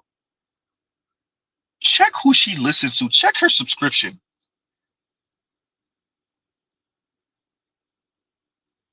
Who is she following on Instagram? Who does she listen to on YouTube? Huh? Who's she following on Twitter? Because if she listening to Chrissy's, that lets you know everything you need to know. Huh? So Chrissy is saying to us that black men are saying white men made me do. Not the environment white men created, not the limited options. Chrissy wanted to talk about sabotage earlier. Not the sabotage. Like Chrissy, you appreciate in Texas right now, they're minimizing and watering down slavery. Same thing with Florida. You, Chrissy, right now, Trump has folks going to museums and telling the museums, hey, y'all can't have all this talk about slavery. That's right now, Chrissy. That's not 15 years ago, 2 and 5 decades ago. That's right now. We were just having that conversation a few weeks ago. Not even months ago. We were just having that conversation a few weeks ago. Huh? Trump is sending his apparatchiks out to check out museums and minimize the role of slavery in those museums. They don't want to call it slavery. They want to call it forced labor. Not the transatlantic slave trade, just simple migration, forced migration. And if they can find a way to be even more euphemistic than that, they'll do it. And in that environment, Chrissy saying that black men are saying, oh, white men made me do, and these people made me do, and black women made. Who speaks like that? Not only are you ahistorical, you're straight up lying. You're a liar, Chrissy. Once again, when context equals misconstrued, we're not misconstruing your words. Chrissy, you said it. You're literally. I'm playing you, Chrissy. Shout out to Shay Sade. Shay Sade played you in your own. We're playing you in your own words. When we put it in its proper context, oh, we were misconstrued. Well, no, we're playing you in your own words. You minimized Jim Crow. You did.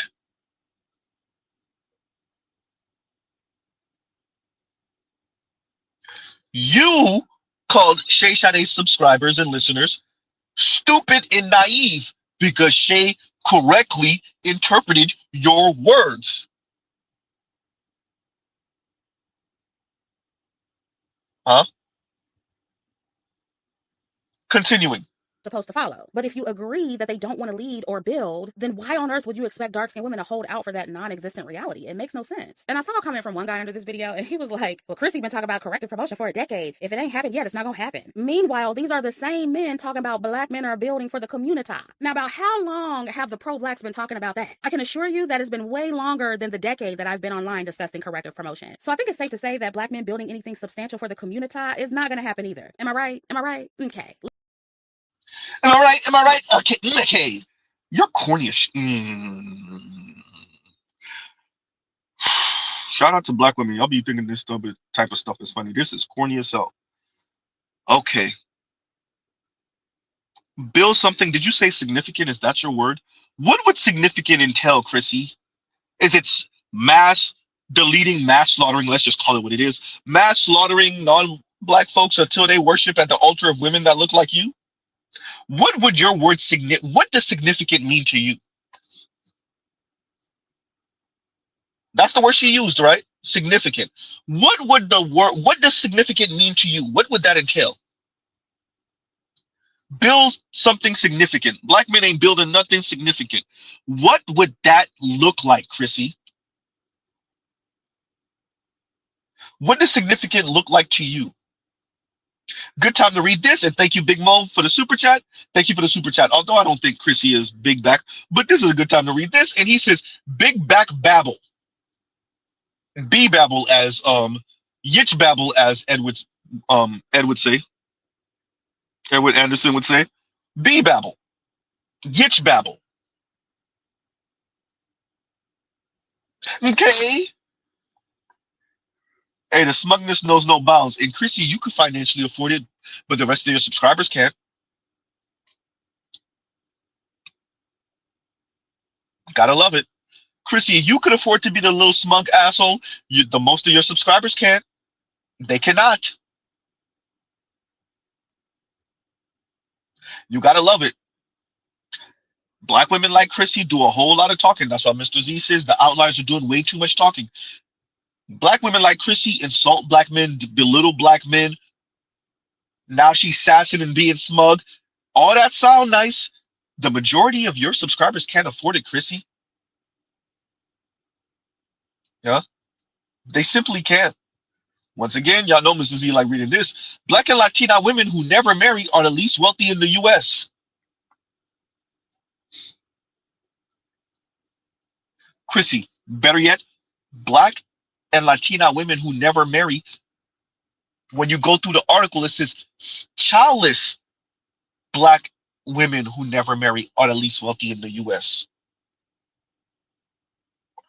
Yep. Chrissy, it's simple. Your subscribers can't afford your antagonistic talk. They can't afford it. But you can continue, right? You can continue. Continuing. It's not gonna happen either. Am I right? Am I right? Okay, let's continue. She also said that dark-skinned black women want to be at the top of the beauty hierarchy so that they basically can have more options with non-black men. And this is where she played a clip from my aspirational promotion video where I was talking about how dark-skinned women living up to their exceptional promotion would make us desirable to a wider pool of men because we would be losing weight like those exceptional dark-skinned women being promoted. We would become more glamorous, etc. Again, I didn't say anything about dark-skinned women being at the top of the beauty hierarchy. She literally added that part in there. Again, intentionally exaggerating what I said. But I think the part about being desirable to a wider pool of men is really what's triggering this particular woman and her audience because, again, her audience is made up of mostly black men who follow the black manosphere here online, and they adhere to a lot of red pill talking points, and they loved Kevin Samuels when he was alive. And if you know anything about this sector of the internet, they really despise black women who date and marry non-black men, and black women like me who encourage black women to expand their options to. You're a lying coward. Our issue isn't simply that women like you expand your options. Let me play for you again what black men have a problem with. I'm speaking on the behalf of all white dudes that date black girls. Can y'all stop fucking calling us massa? What the fuck do I... You know what you're doing. You know, like, what the fuck am I supposed to say? And y'all be thinking it's funny as shit. You be laughing your ass off having the time of your life. Girl, fuck you. I want black women to have a lot more self-respect than they do now. Kind of just like worshiping white guys. Worshiping white guys. Worshiping white guys. Huh? Oh, better yet, let me play a black woman telling you what the issue is. Man, if you want to date outside of your race, you need to be disciplined. When they say we're going to the gym at 5:30 in the morning, you better be up at 5 o'clock getting ready. They are not going to deal with the lack of discipline. And what we make black men put up with, they are not going to go for that. And what we make black men put up with, they are not going to go for that. What we make black men put up with, they are not going to go for that. So, Chrissy, is the problem black men have with black women dating out simply black women expanding their options and dating out? Or is it how black women speak about black men? Is it that black women see white men as the white young man said, as my massa? Well, if white men are black women's massa, then what are black men? Oh, black men are the reminder that black women are slaves? That black women aren't women? They're females, but they're not women because they're not white women, so they don't get to perform like white women who are the women. White women are women. Black women are females. The only people that could elevate black women to being, well, a woman, not just a female, are white men. So white men are massa, and black men are slaves. Huh? Once again, Chrissy, putting your words in context doesn't mean that we're misconstruing your words. These are your words. Your words.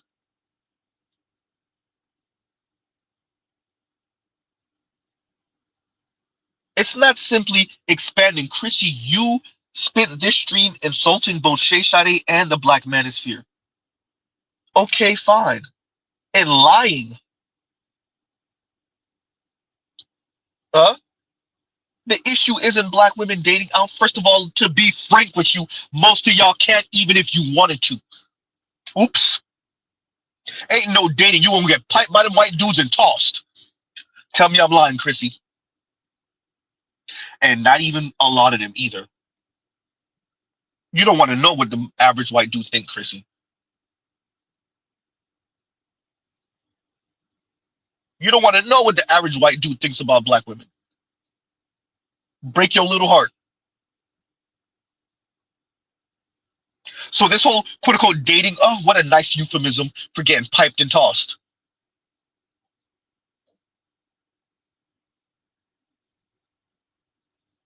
So that's one. Two, Chrissy, black men don't care about black women ending up in whatever situation with non-black men, primarily white men. I just played for you black women and white men saying it's the way black women act and speak concerning both white men and black men. Literally, this comedian, who, if I'm not mistaken, is out of what, the Chicagoland area? I think he's out of Jeff Horst or whatever his last name is. I think he has a black baby mama who he lived with. And he's telling you, at least when he was on the dating scene, I'm not sure timeline here, how black women were speaking to him. She had a weird conversation with me, like 2 months into us dating. It made me think that she had some like different motives to dating me. Made me uncomfortable. She was like, Jeff, I'm happy to finally be with a white man. Black dudes, you can't trust them. They're just gonna cheat on you. They ain't.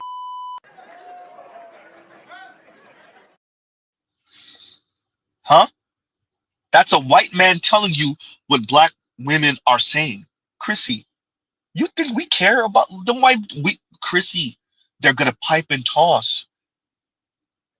Black women are coming back and telling you white men are piping and tossing, and not just the hood sisters too, not just hood black women, not just your words, stupid and naive black women.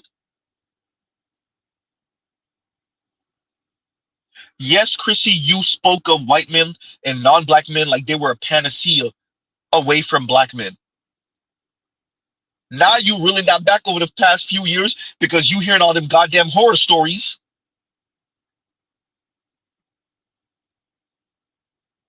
Once again, putting your words in context does not equal you being misconstrued.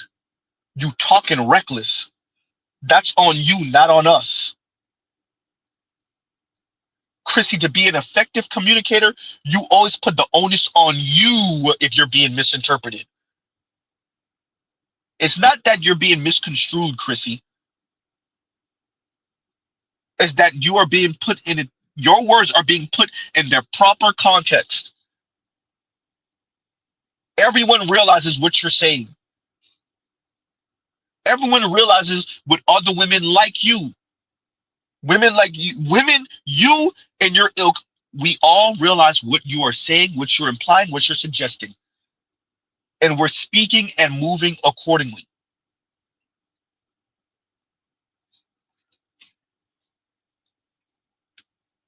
Continuing.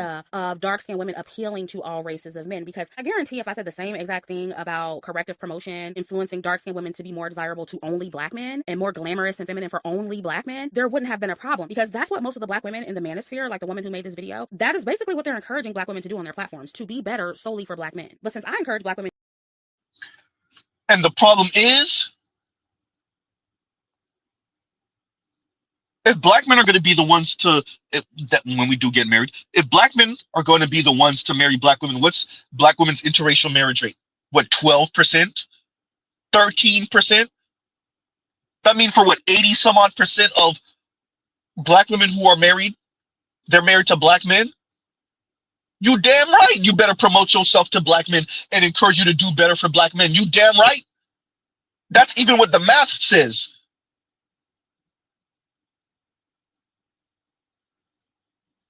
And that's for married black women.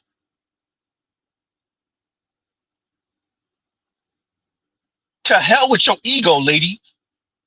You will, until you do right by me. Yeah, until you do right by black men, to hell what you talking about. No one cares what you're talking about if you ain't doing right to black men.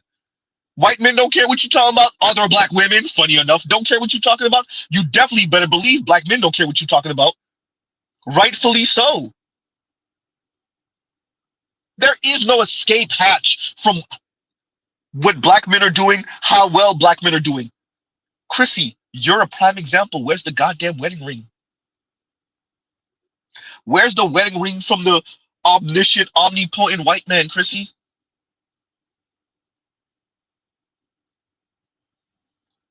Okay, fine. One day we wake up, Chrissy is married. What about the rest of your subscribers? What about the rest of your subscribers, Chrissy? Or are you hiding a interracial marriage right now? Huh? You Paris Malone out here? You hiding the whole marriage from us? You're just talking, lady. Continuing. I encourage black women to first and foremost be better for themselves. And also, if they want love, to open themselves up to all races of men who like black women, they have a problem with that. Chrissy, your entire channel has never been really about love. It's been about lifestyle. Stop the crap. Your channel about love? Ah, Chrissy, your channel has literally Chrissy. Wait, your channel's been about love, but you spoken like this. This is what I tell average looking and below average looking women. If you can't date up, be alone. Life is easier that way. And I know that's controversial. I don't care. I don't care. Yeah, that's the words of someone who's been speaking about love on their channel. Black and Latina women who never marry are the least wealthy in the US. You tell black women if they can't date up, it's better to be alone. Dating sometimes equals to marriage. Black and Latina women who never marry are the least wealthy in the US. You say if you're looking for love, it's best to expand your options however you worded it. Chrissy, you have not spoken about love on your channel. As a matter of fact, that's been one of my critiques of you, madam. Is that you don't actually speak about love on your channel. And Mr. Z's not saying you necessarily should. But you don't get to lie to us all of a sudden. No, ma'am. You've spoken about lifestyle. As a matter of fact, that is your primary focus. Colorism and lifestyle. Literally, corrective promotion.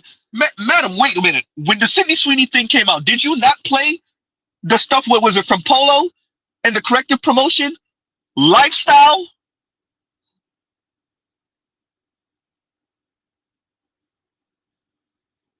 Wait, huh? No, Chrissy. You are chocolate dipped Iron Rand. That's who you are.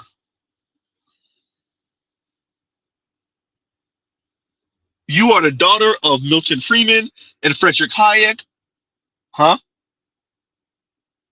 That's who you are.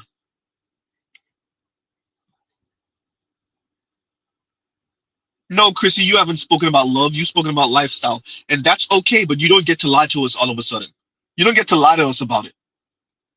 I just played you in your own words. You don't get to say, no, expand your options if you're looking for love, not the person that said this. This is what I tell average looking and below average looking women. If you can't date up, be alone. Life is easier that way. And I know that's controversial. I don't care. I don't care. If you can't date up, be alone. The person that says that doesn't get to turn around and say, you know, if you're looking for love, expand your options. No, you haven't spoken about love on your channel, madam. You've spoken about lifestyle. Now, if you're saying that a man providing you the lifestyle is love, which that is what you're saying, then yeah, tell the women to stay single and let them know that might be indefinitely, and you will be crying yourself to sleep at night sometimes, and you will be buzzing yourself to sleep at night, and then crying yourself to sleep at night sometimes. Huh? You're gonna hate to go out with your homegirls and they start talking about their boyfriends and husbands. Huh? You're gonna be the little sexual plaything for some older man. The target practice for some younger men. Huh? No, Chrissy, tell your subscribers all that come with that. Coward. Continuing. Love. You haven't spoken about no damn love on your channel. It's been a decade. You have not spoken about love on your channel. Not consistently, and definitely not with the vigor and the energy that you've spoken about lifestyle. Coward. Continuing. Marrying out, becoming passport bros, and going overseas. They support black men getting with non-black women, whether it be organically or intentionally. Again, they just don't want black women to do it. And also, no, we've spoken about that because of women like you, Chrissy. You. Women like you exist, Chrissy. That's why passport bros exist. It's not the other way around. Women like you exist. That's why there's a SYSBM, Chrissy. How can there not be a SYSBM, Chrissy, when women like you exist?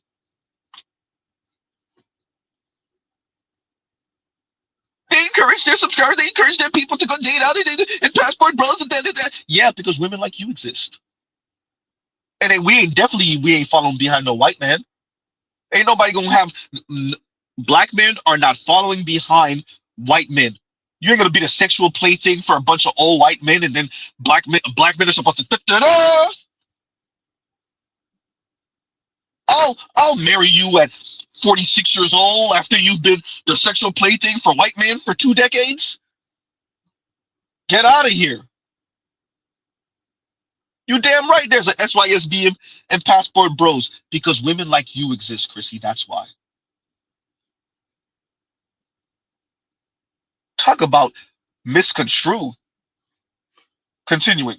My corrective promotion videos have always included all races of men. When I was really putting out corrective promotion videos heavily, before people started trying to flag my channel, the race of man didn't matter. All that mattered was that it was correctively promoting the dark-skinned woman. It had nothing to do with the white male gaze. It's just that the videos that specifically included white men are what triggered this particular sector of the internet. And I'm sorry, but Oh, you're such a coward. No. The videos that specifically targeted white men are the ones that did numbers, because you have encouraged your subscribers to be little white male worshiping assholes. Once again, my background. You have encouraged a particular appetite. You have encouraged a particular discourse online, Chrissy. You don't get to wash your hands of it. You have promoted a particular framing in the discourse between black men and black women. You don't get to minimize it now. Huh? Continuing. male gaze. It's just that the videos that specifically included white men are what triggered this particular sector of the internet. And I'm sorry, but that has nothing to do with me. And again, I'm sure they wouldn't have an issue if the corrective promotion videos were only dark-skinned women with black men. But because I embrace— You damn right we wouldn't. What you Chrissy sounds absolutely insane.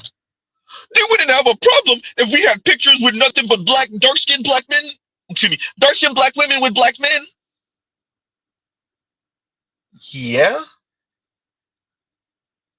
Wait, you imagine this, everyone. A Chinese woman saying these men wouldn't have a problem if it was nothing but Chinese women with Chinese men.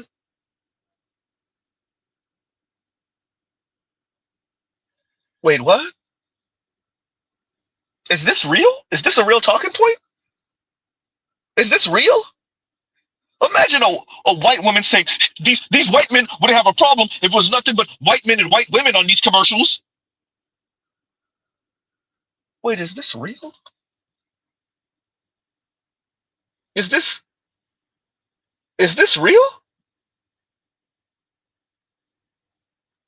Wait, what?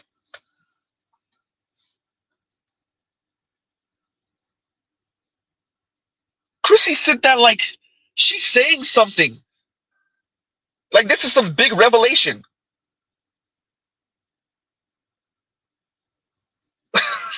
This is not real. Oh my God. What has the internet done to the minds of people like this? What has social media, what has living in a anti-black society done to the minds of people like this, of black women like this?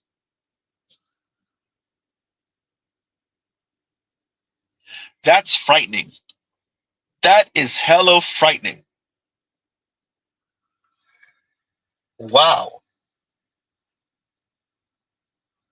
They wouldn't have a problem if it was dark-skinned black women with black men. Okay. You better be doing it for black men. Or black women could continue to struggle and starve. Chrissy, if you're not doing it for black men, then what the hell are you doing it for? For the off chance that some white man with some resources picks you up? How's that been working for black women for the past few decades? Since 1967? How's that? Oh, wait, it hasn't been working. Yes, you damn right you better be promoting dark-skinned black women to black men. You damn right. Weirdo ass. They wouldn't have a problem if it was dark-skinned black women with black men. Yeah, Sherlock. Wait, you're saying something revolutionary here?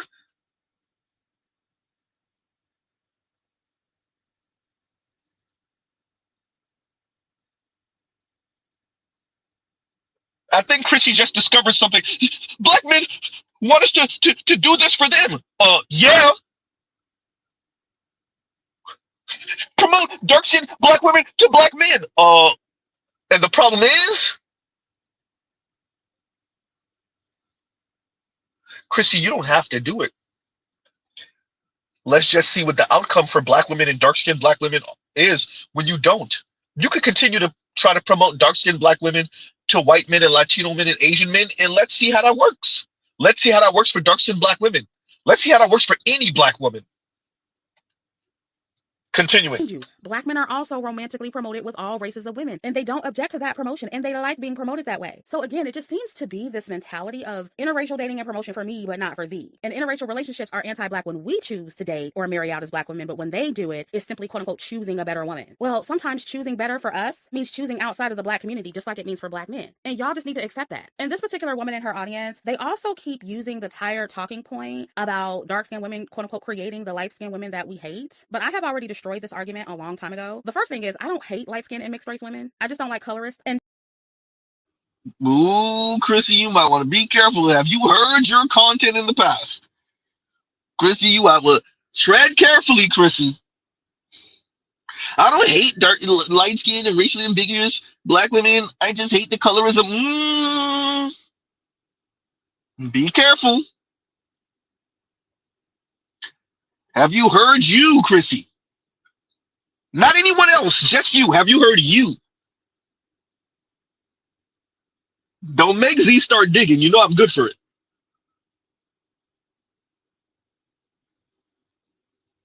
Careful now. These folks talk all type of crazy, forget they talked all type of crazy. And I didn't say that. All right.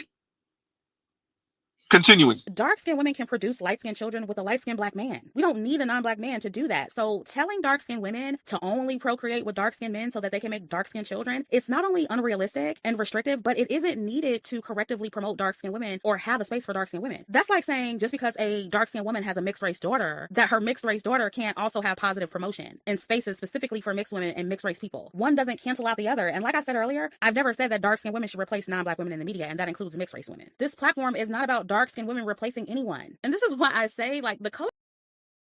This is some weird one foot in, one foot out kumbaya stuff. Let me say it again, Chrissy. But maybe it should be the goal, knowing that black women will fail at it and still doing it. Principle. Ooh, shit. I don't think she know anything about that, y'all. Z, you just used the S word. I know. Principle. No, it should be full-on war towards white women in the European beauty standard, knowing that dark-skinned women are going to fail and doing it anyway. If the goal is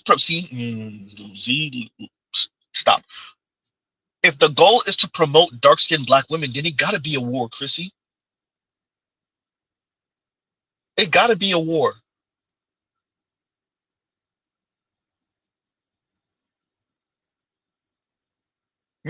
Do you appreciate how this works? It is a war. The big peen stereotype concerning black men, the big D stereotype, the strong muscular stereotype, it is a war. You appreciate the negative side effects of that stereotype. You appreciate how you're going to be sabotaged. And you do it anyway.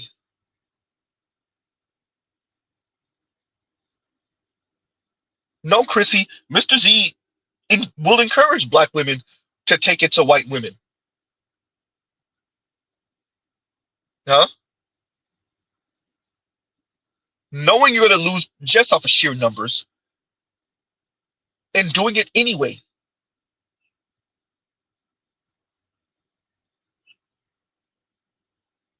To Z, there's plenty of dark-skinned black women that look way better. Simi Sweetie's not even attractive to Z, so there's that. I'm not even going to say it.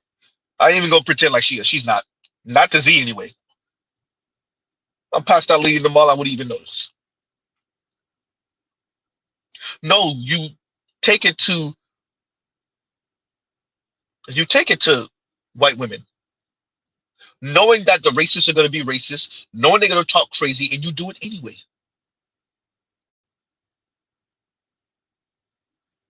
And yes, you show black women with black men, dark-skinned black women with black men. Who else are they gonna be with? Ooh, goddamn. Huh?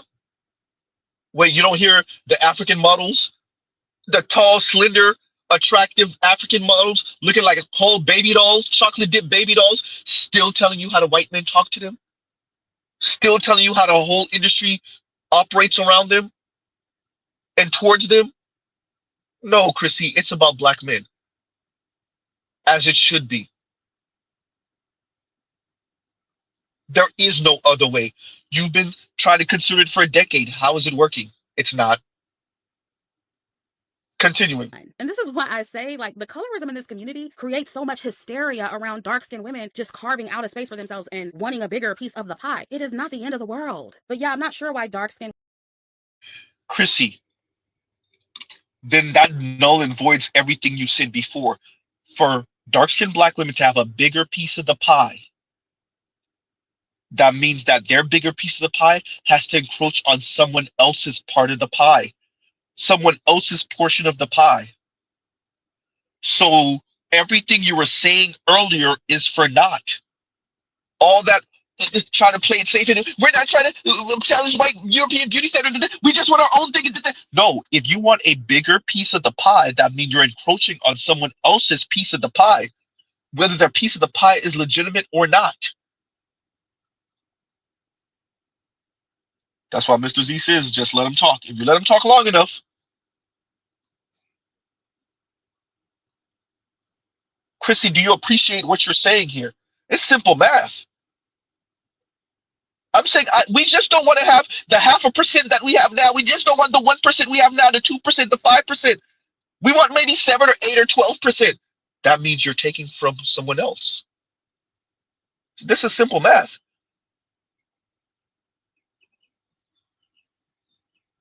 I'm not saying these other groups have their whatever promotion, quote unquote, legitimately. I'm not saying white women aren't monopolizing the promotion, including for, as you said earlier, which I agree with, extra average looking white women. They just put them in glamorous clothes and now she's pretty all of a sudden. Meh. I agree with you on that. Agree 100%. With that, if the goal is to have a bigger piece of the pie, that means you will have to knock off some of these other women, particularly in this case, white women. It's that simple, Chrissy.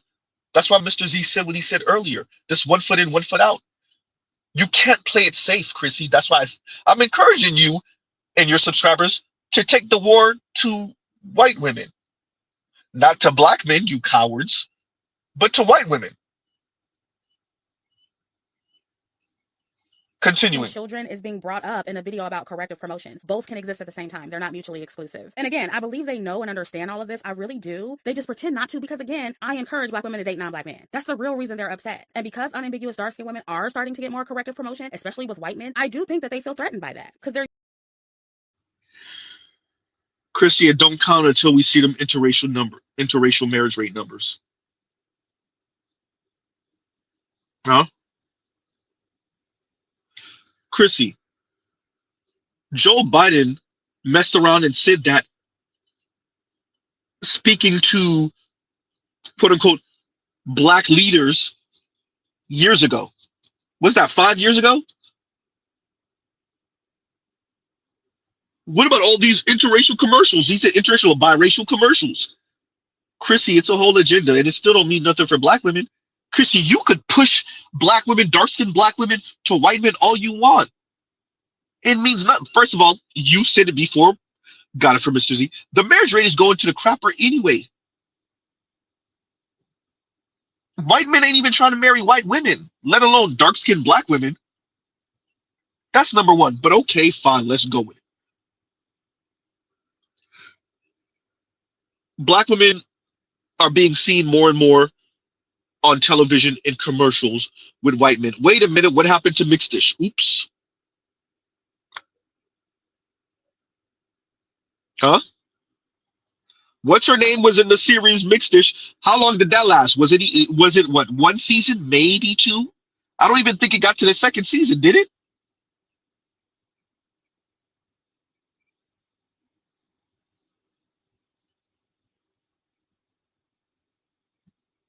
Chrissy, you're talking about being promoted correctly to white men in the Trump era right now. Trump 2.0. Chrissy, did you hear Stephen Miller's speech? Did you hear him at the Kirk Memorial? Did you hear him? Those are the men you think you're being promoted to?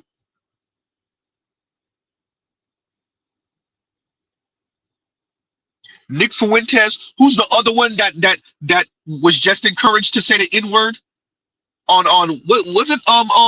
Yeah, on Myron just the other day. Another one of these white racist dudes. And he's another Nick Fuentes. Actually, he's worse than Nick Fuentes.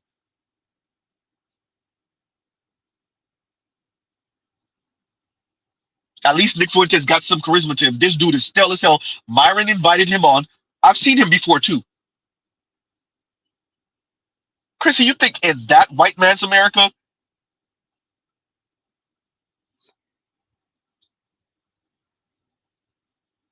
that black women and white men are being encouraged to be together because of one or two commercials or television shows?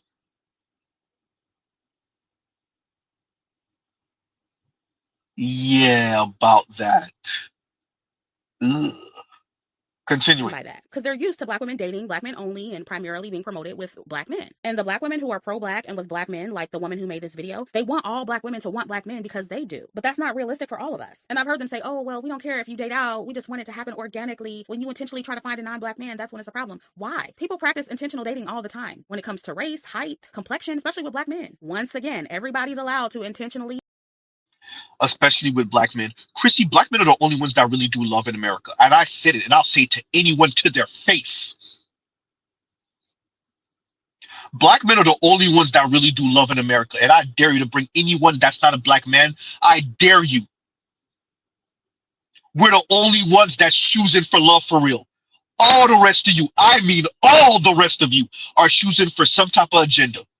And I mean that. Latinos, Asians, Arabs, white folks, black women. Black men are the only ones that's out here for love for real. Miss me with your crap. All the rest of you is on some hierarchy, monkey branching. Every single one of you. Miss me.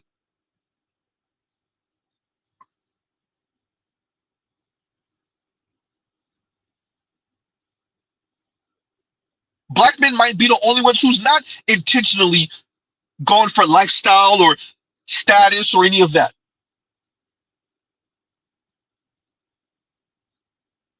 Huh?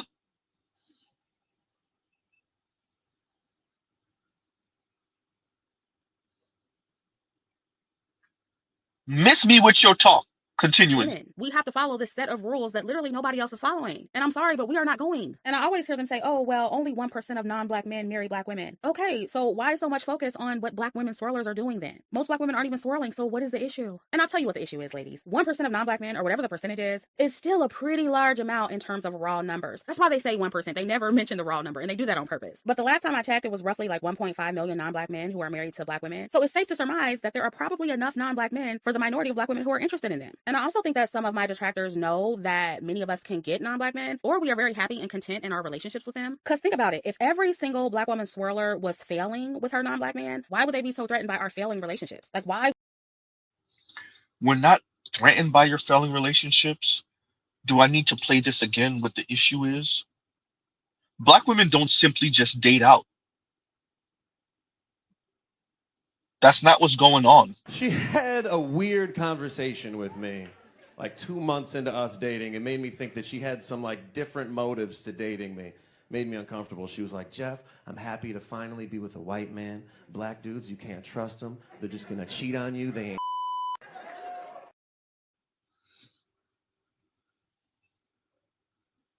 There you go, Chrissy.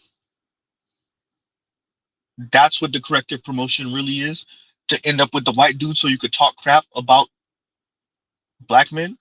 How often are we coming across? You know what's the fascinating part? So many so many more black men are in relationships and are married to non-black women, and yet how often do you hear of a white woman saying racist stuff to a black little girl, and then we find out she got a black husband at home? We find out she got a black boyfriend. Huh? How often is that happening? How often are you coming across white women talking crazy to a black person, and then we find out she got some type of black spouse or lover? Now you compare that once again. There are far less black women with white men and Latino men and Asian men, and yet how often do we find out this white police officer, this white racist whoever the hell, this white racist judge,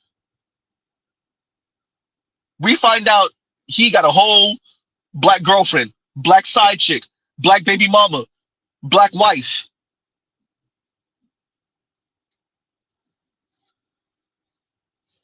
That's the issue, Chrissy. Your insatiable inferiority complex knows no bounds. Same with your subscribers. So y'all are okay with, as a matter of fact, encouraging non-black men to talk crazy about black men. Huh? And not just talk crazy, to harm black men. Y'all probably get off on that. You probably jizz your panties for that.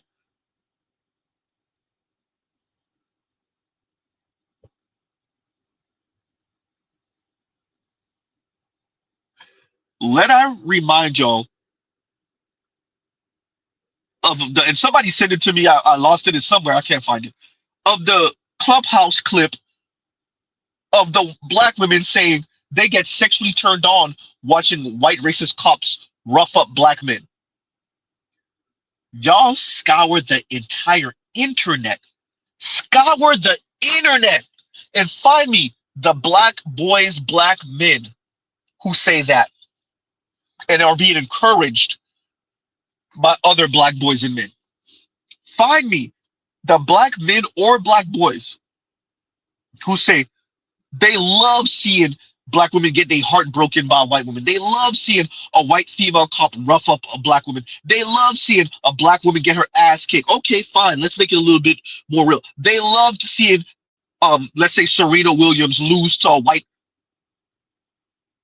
woman in tennis. They loved seeing it. Find me the black men that say that. Even when we speak about Angel Reese, we don't say we love seeing her lose to what's her name. We talk about her discipline. We talk about how she's moving around here in society. We talk about pop culture references. Her weird obsession with Meg Thee Stallion.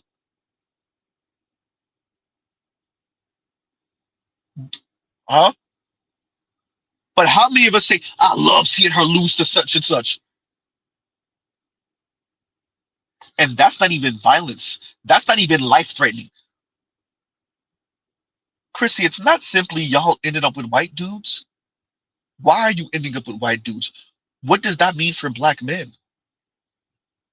Y'all not just ending up with white dudes. Look how often we find white dudes racist as hell. The video of the white man saying something racist as hell in that corner store. Come to find out he have a black wife. That cop from Fort Lauderdale, Florida, sending racist text messages to his co-workers. Come to find out he had a black girlfriend. That black girlfriend turned around and married a white man after him, defended him in court. They broke up. Then she ended up with another white man. Chrissy, where's the black men that are doing that? Huh? Where are the racist white women destroying a black woman's life, and then we find out she got a black husband?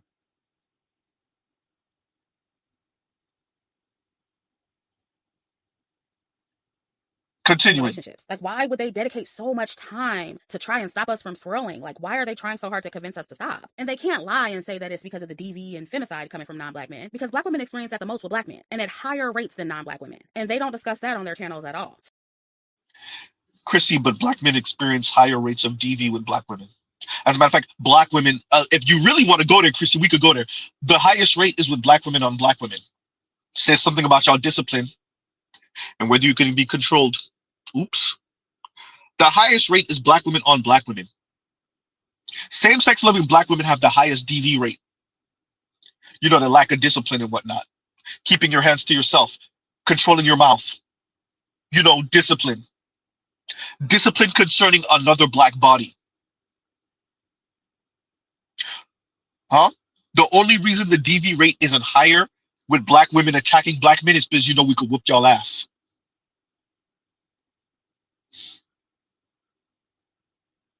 That's the only reason.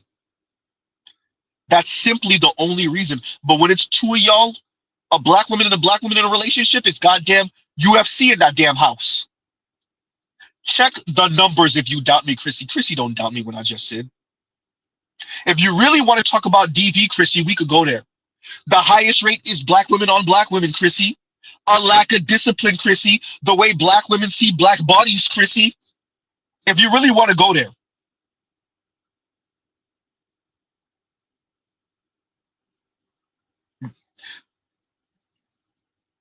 Continuing. When it came from non-black men. That's how you know it's fake concern. And so none of their talking points are adding up. And y'all got to read between the lines. They don't actually think we need black. None of your talking points is adding up. Oh man, she thought she ate. Continuing, she thought she ate. Continuing, she's she got her back a little bit with that. The little bit of arrogance, her arrogance flared up a little bit. I hear you, lady. I hear you. I hear you. Continuing. Black men for corrective promotion or to be happy in life. They're mad because many of us are content and happy without black men. That's what this is about. And so now they got to pretend that we're all unhappy. They got to pretend that I'm over here just so miserable. They got to nitpick and pretend that I said corrective promotion is about replacing white women as a beauty standard and try to use that to somehow get us back to wanting black men because we need them to build a Wakanda. But then they ain't. But you do. Continuing. Try to use that to somehow get us back to wanting black men because we need them to build a Wakanda. But then they ain't gonna do it though because it's too much sacrifice. But then we should follow them and the sacrifice is death. The sacrifice is death. And you're definitely sacrificing your soul even if you're alive. Your humanity, you could torch that.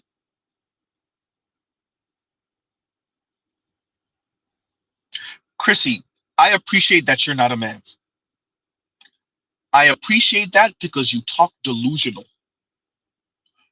Chrissy, for the quote-unquote corrective promotion to really stick the way it needs to stick, we would have to kick Margot Robbie off the beauty standard, that beauty pedestal. And to do that, which would be a byproduct of black men and their success, black men, I said it, I'm not joking, would have to have a monopoly on a technology that the world needs, have the jump on everyone else, and go around conquering and potentially slaughtering people. Definitely conquering them. And then forcing the West African beauty standard onto others. I'm not joking. That's what it would take. There is no other way. It's not, black men are so successful that everybody just wants their women. No. Wake up.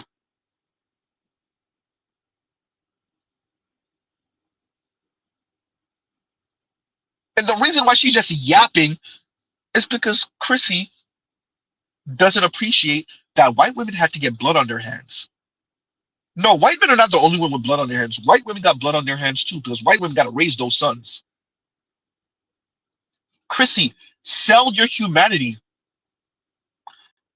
End up with whatever man you go end up with, white man, and then raise your mixed white black son to be a world conqueror, to go slaughtering folks, to be willing to destroy the planet just to promote darker skinned black women like his mom.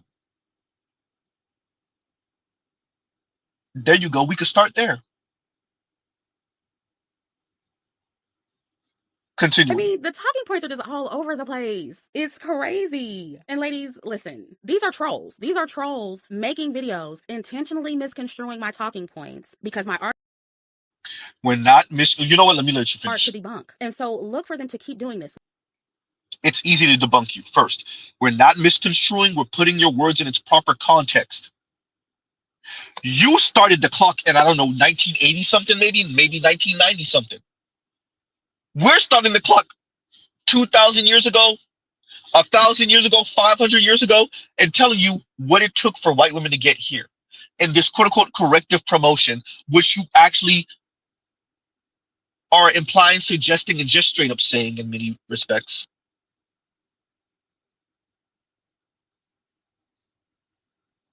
We're not misconstruing what you're saying. You're the one who lacks context, madam.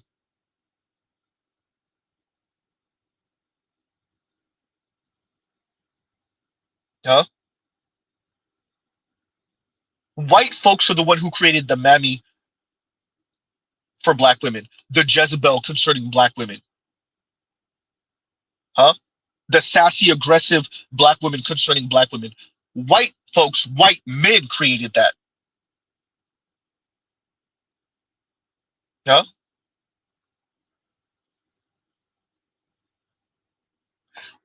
White men created that, Chrissy.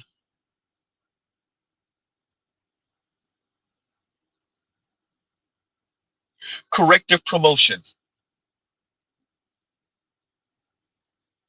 Once again, we're not misconstruing your words. We're putting your words in the proper context. And your coward ass continue to make jabs, take jabs at black men. Not the white racist society that created the stereotypes and still perpetuate all the negative stereotypes. Not those folks. You're a coward. Your biggest beef is with non-black women, light-skinned mixed black women, and definitely black men. Not the white men. Not the top of the hierarchy, because you want to give the top of the hierarchy top.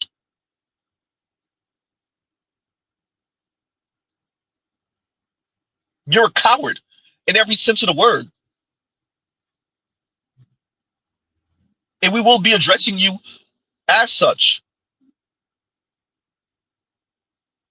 You jab at black men, not racist, not white racist society.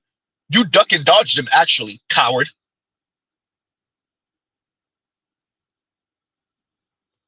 Continuing. Debunk. And so look for them to keep doing this. Look for them to keep exaggerating my talking points. Look for them to keep fear-mongering and fake outraging and try to turn people away from my audience. That's their goal behind putting out all these lies about my channel and about my message. If you see them, just take note of all of the straw man fallacies and the intentional misconstruing of everything I said. And I want you all to understand that this kind of intellectual dishonesty and manipulation coming from the manosphere, it can't be reasoned with. That's why I stopped. Not you doing the goddamn, I'll just say it, the Israel. Not you doing the George W. Bush. It can't be reasoned with. It can't be reasoned with. Chrissy, you have reason? Have you heard yourself over the past decade? I know you ain't talking about reason. It can't be reasoned with? Chrissy, you literally just said a sentence or two ago that folks are trying to keep people from listening to you. And then you say it can't be reasoned with. What are you implying when you say that? Ain't no point in listening to them. They can't be reasoned with. Ain't no point in engaging with them. They can't be reasoned with. Ain't no point in having a conversation with them because they can't be reasoned with. Are you okay? I know Chrissy ain't talking about being reasoned with.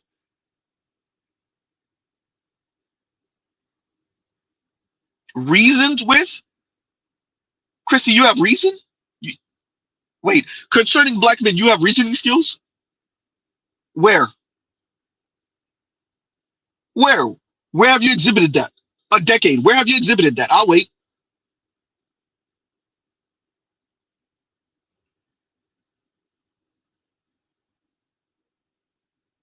Continuing. Lie because they can't win the argument. That is how the manosphere and their groupies debate. And I don't take them seriously anymore. And you shouldn't either, ladies. But at the end of the day, we see who gets more views.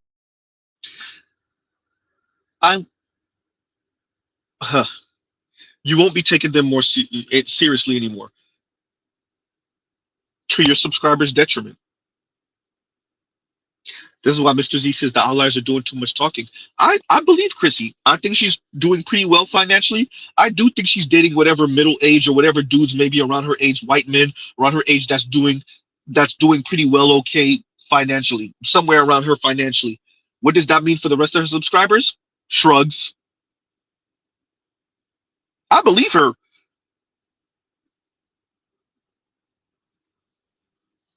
Telling your subscribers to not take it seriously, that's going to cost them.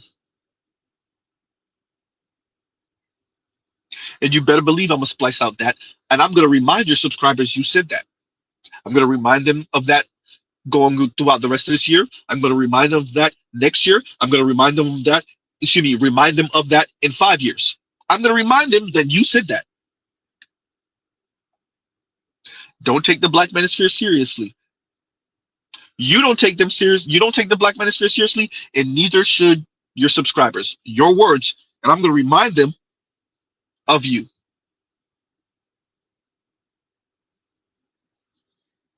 This is why we let them talk.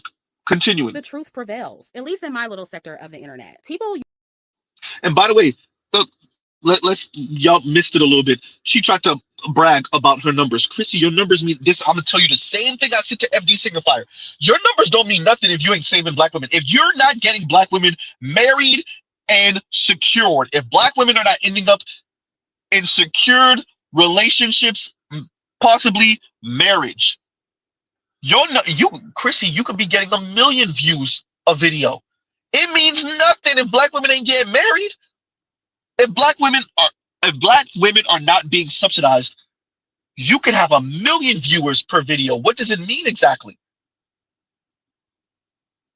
If the white men aren't marrying Black women left and right, and the Latino men are not marrying Black women left and right, what does your page mean? Okay, so you're creating rage content for your subscribers, aspirational content for your subscribers, so they watching you at the tens of thousands of views, and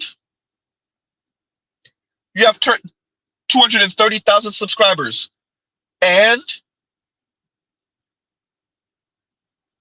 if those young women aren't married to a man that's subsidizing them, if they don't have some type of man subsidizing them, then why does it matter? It might be good for your pocketbook. It might be good for your wallet. But outside of that, okay, fine. You getting tens of thousands of views. You have a couple 100,000 subscribers. Shrugs. How is this benefiting your subscribers, though? Particularly in interracial marriage. Interracial relationships, fine, not even marriage. Interracial relationships where the white dude, Latino man, Asian man is subsidizing her.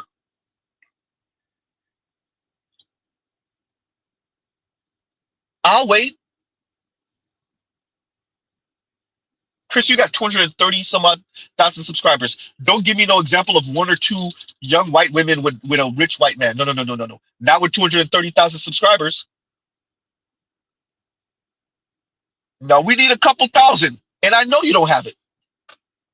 We need at least a couple thousand examples of Black women who were not with the white man before, and now they got a white man subsidizing them. They got a Latino man subsidizing them. I said you have 230,000 subscribers, Chrissy. All I need is, okay, let's do 1% of that. That'll be what, 2,300? Or is that 10%? That's 10%. I need 230 for 1%. Huh? Could you even produce 1%? We're talking about they did not have the white man before. Fine. You know what? Make it a little bit more difficult, but not impossible. Let's do 10%. 2,300 subscribers of yours, Chrissy, who did not have the interracial situation before the fact, but now they got it. And they're being subsidized by this non-Black man. Continuing. Usually listen to me more than my haters because they want the truth. So even when the trolls lie on me, they're still funneling even more traffic to my channel, and they're ultimately weakening their own credibility because smart people can see that they just be making stuff up out of desperation to defeat me. And it just ends up adding to my value. You sound insane. To defeat you. To defeat your arguments, yes. to defeat you? Chrissy, we're not trying to get you deplatformed. What does defeat you look like? Defeat your arguments, yes. Defeat you? Who are you, Thor or somebody? So Miss Foster referred to herself as Bowser, and now you talking like you a goddamn superhero too. Y'all are not. You're the content creators on YouTube. That's not really saying much. You're the pawn in elite white men's game. You're not saying anything, Chrissy. What exactly are you saying in America? As a black woman in America, run by white men, what exactly are you saying? You're a pawn, you're a faceless person on the internet talking crap about black men in America. Oh, I know, everyone, something new in the world. A black woman talking disparagingly about black men in America. Oh, we haven't seen this before. How new and novel. Once again, I would like to direct y'all to my background. Continuing. Can see that they just be making stuff up out of desperation to defeat me. And it just ends up adding to my value as a content creator. And it's a very bad social strategy as well on their part. But, you know, it does benefit me in the long run, so the joke is on them. So, yeah, that is all I have to say. It's not about you, Chrissy. I know, shocker. It's about your subscribers. It's about black women. It's about young black women. It's about dark-skinned black women. Did you forget what your own goal was, so you say? Benefit you. This is not about you. Didn't you say you're dating white dudes? This is not about you. I thought this was about your subscribers. I thought this was about corrective promotion and dark-skinned women. That's why I said, not defeat you, defeat your arguments. I want you to appreciate, I didn't get this far in her video before. Everything I'm saying right now is off the dome.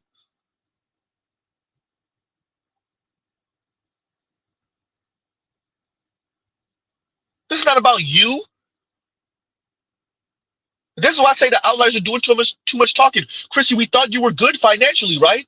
So this is not about you. You're interracially dating. You're dating the white dudes, right? So this is not about you. I thought this was about the promotion of dark-skinned black women. Okay, fine. How does defeating the Black Manosphere talking points benefit dark-skinned black women?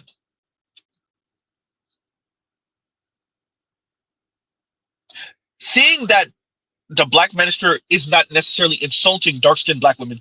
Okay, fine. We Thanos snap the Black Manosphere away. All of us are gone. How does this benefit dark-skinned black women? I'll wait. How does you and your rhetoric benefit dark-skinned black women?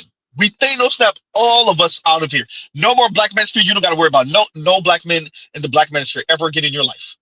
How does that benefit dark-skinned black women in the promotion of dark-skinned black women? Particularly to non-black men, white men. I'll wait.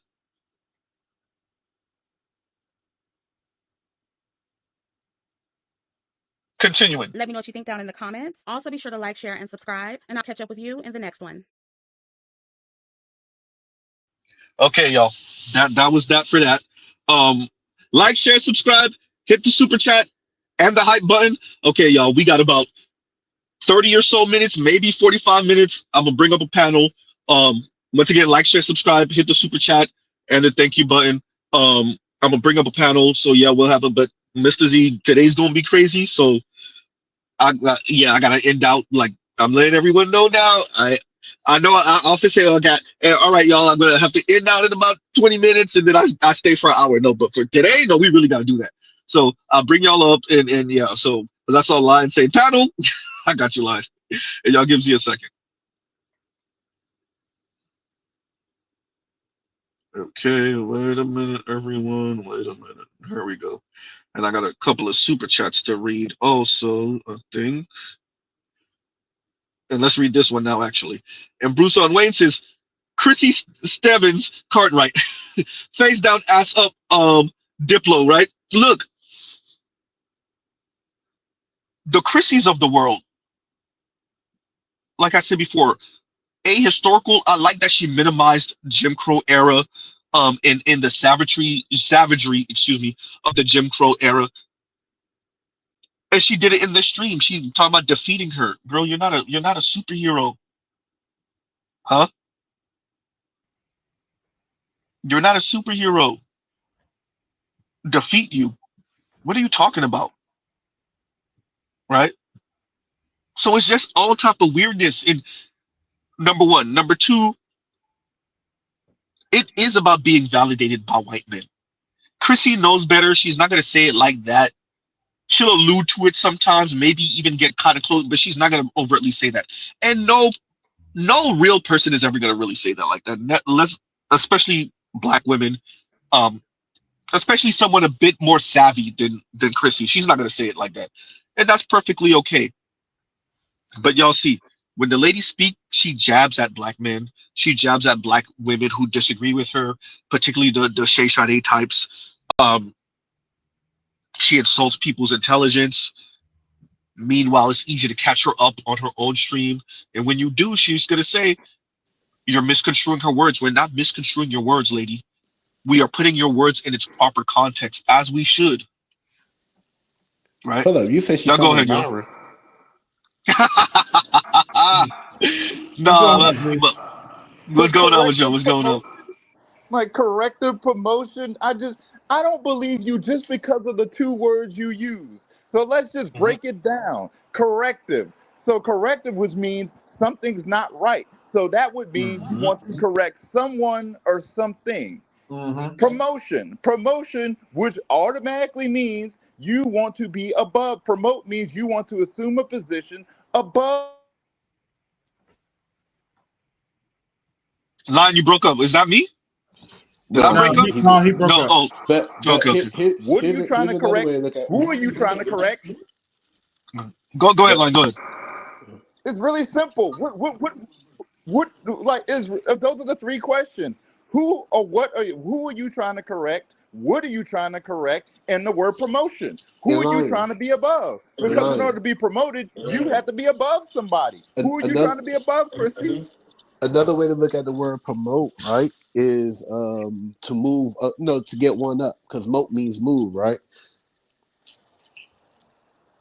No, but that's what Lion's saying. No, that's what that Lion is literally That's going what to a I'm different. That's saying. exactly what he's saying. Yeah, that's I'm what Lion's using saying. the definition of promote. Corrective promotion. And you're using these two words together, which means you want to correct something or you want to correct someone and you want to be above someone. Translation to corrective promotion means to correct where black women should be, which is naturally on the top. Mr. Z don't disagree with that. I agree with that. Right now, how are we going to go about it on this planet currently? Yeah. And number one, number two, that does mean, and as Lion is saying, somebody gonna have to get bumped off the top. White women. So it is bumping white women off the top of the hierarchy. Mr. Z's not actually against that. I'm not even saying you said that. I'm just simply asking the question. You are trying to knock someone off and you're trying to be above someone. Who is that, Chrissy? Say that. Who is that? Who? You're saying we're misconstruing you keep saying we're misconstruing your words. I'm just simply all right, fine. So we don't misconstrue your words. I'm going to ask you direct questions using the words you use. Those are my three questions. Who are you trying to correct? What are you trying to correct? And who are you trying to be above? And break it down to a fifth grade level. Right. And let me go to that. Let me go to that. I want you to answer the question, Chrissy. I want you to answer the question. Let me do this because KMS, and I should have read this earlier. And KMS, somebody's background. Mute up for me, please, and thank you. And KMS says, Z, somebody's background. I don't know whose background is all type of. Your speaker is killing me right now. Your speaker is killing me. Okay, all right. Let me look who's not muted. Somebody's not muted. Okay, all right. KMS says, Z, your stream on what it would take to make black women the beauty standard was a masterclass on deconstructing an idea, which would be a non-starter. And then he continues, non-starter, because to make black women the global quote-unquote queen, black men must be the global quote-unquote king. And the queen is nothing but the king's yitch and a no-go for black women who think they run ish. True. And so let's go to that because I didn't actually go in that direction either. See, so black men are supposed to have all this blood on their hands just for black women to give black men the middle finger. Exactly. Conquer, pillage, rape, kill, steal, conquer, nuclear weapons. Tasmanians wiped off the map. The corporate takeover of Hawaii, the Inuits in Alaska. But all of that, we're supposed to do all that. Snatching, wait. Snatching 55% of Mexico. Now it's the U.S. Yeah, pretty much. All of that, right? The taking over India and having them go through a famine, forcing Japan to open up, forcing China to open up, do all that just for black women to turn around and be like, okay, now that we're the beauty standard, excuse my language, everyone, fuck you, nigga. Yeah, that's it. Yeah, that's it. Go ahead, y'all. Go ahead. That was the point I was wanted to make about that stream is even if we did all that, they would still be complaining. So why should we do it? They would still. We could take over the whole damn universe. They'll say, "How come you didn't get to? How come you didn't take over another universe? How come you didn't take over another galaxy? What about that galaxy over there? You ain't God though. You're not God though. Y'all complaining now. Y'all. That's the scary part. I don't think God can Hey, Z, we can't even get started. We can't even get started because they won't be nice to us. I'm gonna go out there and do a little bit of this for you, and you won't even be nice to me. You won't even praise the little things that I do. So why you expect me to go over mountains, do all this stuff, and I already know you're not being nice to me now. Right. Look, I'll and you know what Tunnel Runner and AB and Lion are right about? Yo, to know what black people have been through, we don't even have to start the clock with slavery. You can start the clock in 1877. We can start the clock at the end of Reconstruction. And to go through Jim Crow. You don't even have to go that far back. We can just start at Jim Crow. Let's just start at Jim Crow. Fine. Okay, yeah, that's what I'm saying. So 1877, so the end of Reconstruction. So let's start at Jim Crow. We started Jim Crow and all the lynchings, right? The people found dead in mysterious ways, black people found dead, the raping of men, women, and children, the strange fruit, all of that crap. And that's just low key on the personal level. Even when we speak about on the political and social level, the not white water fountains, the you can't use this restroom, you can't be at this beach, the sundowntowns, all of that. For the Tulsa, Oklahomas, and all of that, the Wilmingtons, all of that. We didn't get access to Social Security until the 1970s. Okay, the lack of access to Social Security, that the GI Bill, all of that, right? All of the things, and for Chrissy either to know that and to minimize it, or to not know it, is astounding, right? The way she referred to the 1920s, or okay, they got destroyed and whatever, like she did one of those whatever. I love it because I love to put into context the contempt these people have for black people, black men in specific. Chrissy's problem has always been she's not a white woman politically and socially. She's too cowardly to say that in specific, because only a not black person could look at history and then poo-poo Jim Crow era and just whatever. I mean, Y'all going back too far. Let me go back to Obama making his wife the first lady of America. Go to Curry, the basketball player, making his wife a top celebrity, and see how much love and support they're getting. This is amazing that they are doing this out in the open. They can't even keep this in-house. They're gonna go, you could do all of this stuff for these women and still not get the love and respect you should get. They don't understand what the black man had to do to become president. They don't understand what a black man has to do to become an elite basketball player. They don't understand what we have to do, that we lose some of ourselves doing these things for them and for them not to give us no love. Let me actually real quick.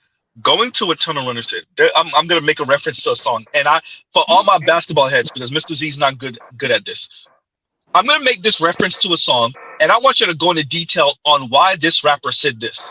You wasn't with me shooting in the gym. Rick Ross said that in a song. What was Rick Ross talking about? You wasn't there for me. You wasn't there for me in the beginning. Because in other You words, weren't there. that means loyal. There's a word for that. It's called loyalty. If Okay, you were not and there for me when shit wasn't going good, then why the hell would I trust you when shit is going well? Because Exactly. because that instills the very word what men have always. When men mean that, what we're talking about loyalty. no, and so true. But Rick Ross was also saying this because Kobe was going through it with his wife at the time, right? And Yeah. it was looking maybe divorce rumors.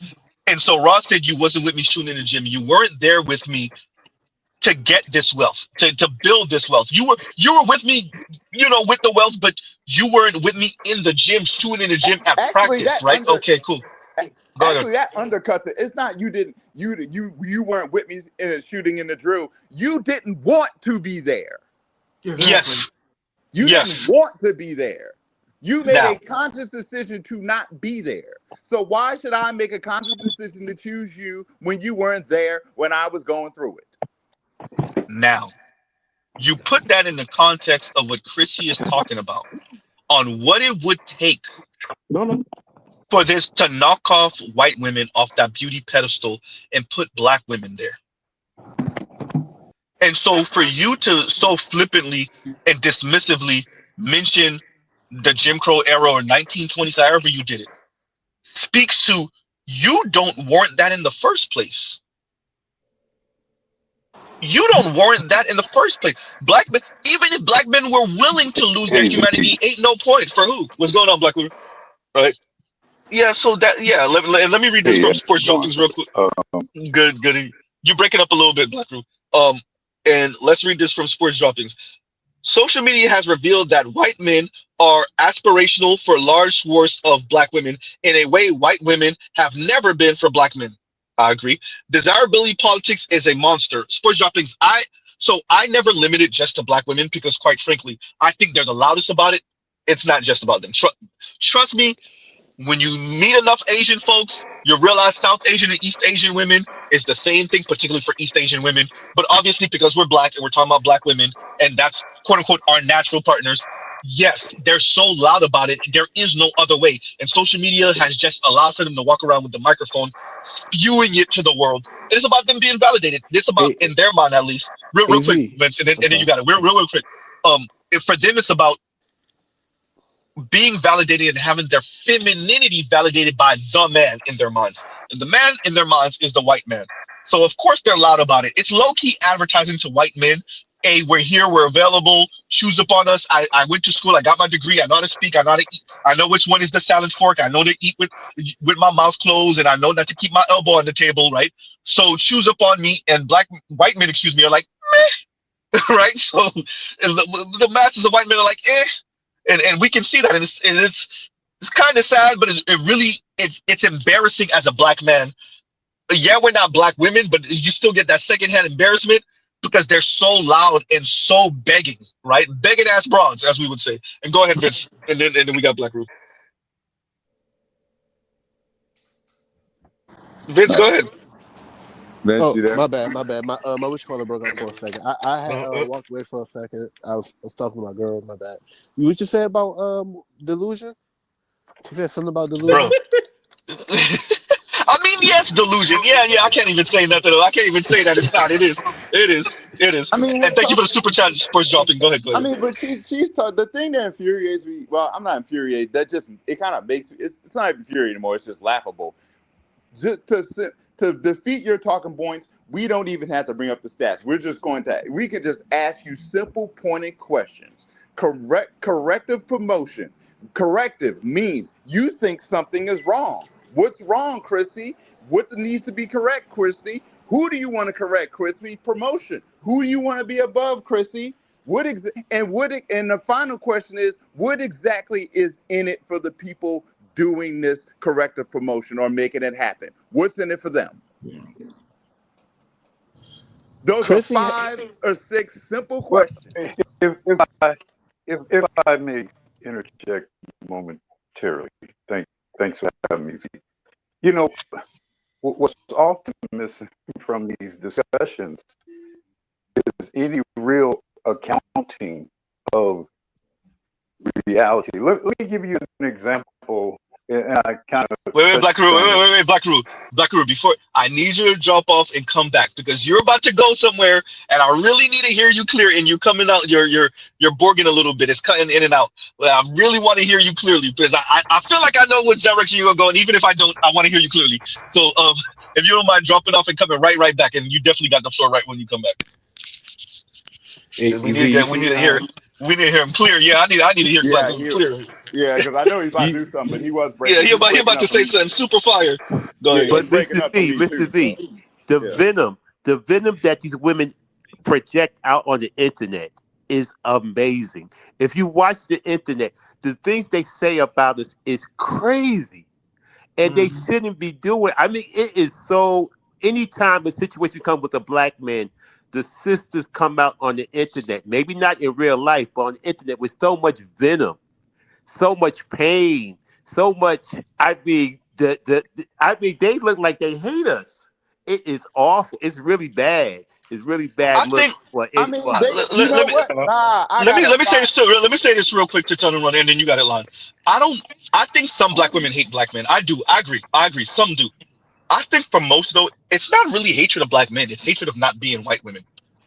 It's hatred of not because think about it's like your parents are walking you to the candy store and they tell you can't have none of that, or you're limited to these few candies, but you can't go all the way in the back with all the nice, expensive, rare stuff, right? So like, in a lot of black women's minds, they don't get to perform like white women because black men aren't white men. Because black men aren't and white men aren't choosing upon them in enough number, and enough elite white men aren't choosing upon them on enough number. So all they do is throw temper tantrums. Nobody cares. So the only people they really affect are black men. Here's the line that's they just going to be. I mean, here's a line that I'm just gonna say, and they're just going to be mad. All that hate for white women ain't gonna make white men love you. Ooh. Yeah, I agree. Ooh. Damn, I agree. that. Yeah, they're not mutually exclusive. And here's the irony about that. You hating their women is only going to make them protect their women from you. Yeah. So how the hell you going to... So what the hell you talk about promotion? Yeah. Rebecca, let's do this. Vince, wait. Vince got it, and then I hear you, better you. So Vince and then better you. Go ahead. No, I ain't want to say anything too much. I'm just happy that Uru is going to take the alley from talk about delusion and dunk that man. But that's pretty much. I'm waiting for him to come back. I'll keep on looking in the back. In the back, he's not here yet. I'm gonna leave a space for him because I really want him to go off when he gets back. Come on, Uru. So, I got abandonment issues, man.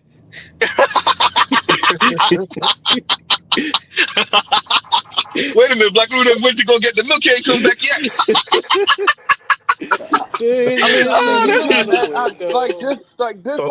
That's my whole thing with Chrissy. I'm like, you getting mad. How are you getting mad at black men because you suck at hypergamy? Say that. It's wait. I think Christy's not. I don't think she sucks at hypergamy. I take when it comes to the white dudes or whoever the hell she dating, I take her at face value. Fine, you are dating those upper middle class white men or whatever the hell, or she said middle upper class, right? So in the middle class, but the top part of the middle class. Okay, I agree. Excuse me, y'all. I'm about to sneeze. There we go. Thank you. That's why I said thank you in advance. I knew somebody was gonna say bless you. Thank you, Line. So yeah. So I agree with her. Fine. What does that mean for your subscribers, though? Number one, you still ain't secured a wedding ring, though. Like you do understand. You talk about corrective promotion. I'm like, but you're the heaviest, the least married, and the most divorced. How do you plan on practicing hypergamy and you can't even put down the meatloaf? Lying. That sounds very fast. Wait, yo. We gotta get better you in here. Yeah, no, you good. Go ahead, better you. The thing about it is so often these people ignore the cultural context of the society in which they live when they're on these narratives. And I would say this, she does not sound unintelligent at all. I would never watch a minute of her content, but that is not a stupid. I agree. Better you broke up a little bit. I don't know if that was intentional or not when you ended. Yeah, but I agree. She's not stupid. No, No, yeah, she's you're good not. now. Go ahead. Finish She's up the not sentence. stupid, but it's just. Yeah, this is all pander bait. Wait, y'all, wait, this is what we're gonna do. Better you land with that. We'll have you, Neo, and then we'll have Bruce on Wayne. So go ahead, bro. Yeah, and the thing of it is, like I said, she's very well aware of these things. I don't believe that's a stupid woman at all. But the perniciousness of this is, and I don't even know if she realizes it. In a way, she's kind of disproving that intersectional position that a lot of black women take, because what she's really advocated for, it Fascism. portrays essentially, yeah. Wait, It I missed the portrays word. that What black she's women are doing advocating for is what exactly? Fascism. Yeah. It portrays that black women and black women do have a divergent experience, and that for her to quote unquote be ignorant of a lot of these things and challenges would mean that pretty much black women don't face a lot of these challenges or don't share a lot of these challenges, at least in the way that black men do. And I think you know something. One of the reasons for all of you that wondered how I formulated the outliers are doing too much talking. Maslow's hierarchy of needs. So the Chrissy types are okay financially, however educated they are, whatever status they have, and so for them, the validation of their beauty, so aesthetics, is the one thing they're not getting the way they want to. And so they overemphasize that to the level of damn they're breaking everyone. So that's why I say the outliers are doing too much talking. Going to what y'all were saying about the fascism and the divergent politics between black men and black women. That's really expressed by someone like her. I agree with Better You on that. Because she's emphasizing this thing so much, right?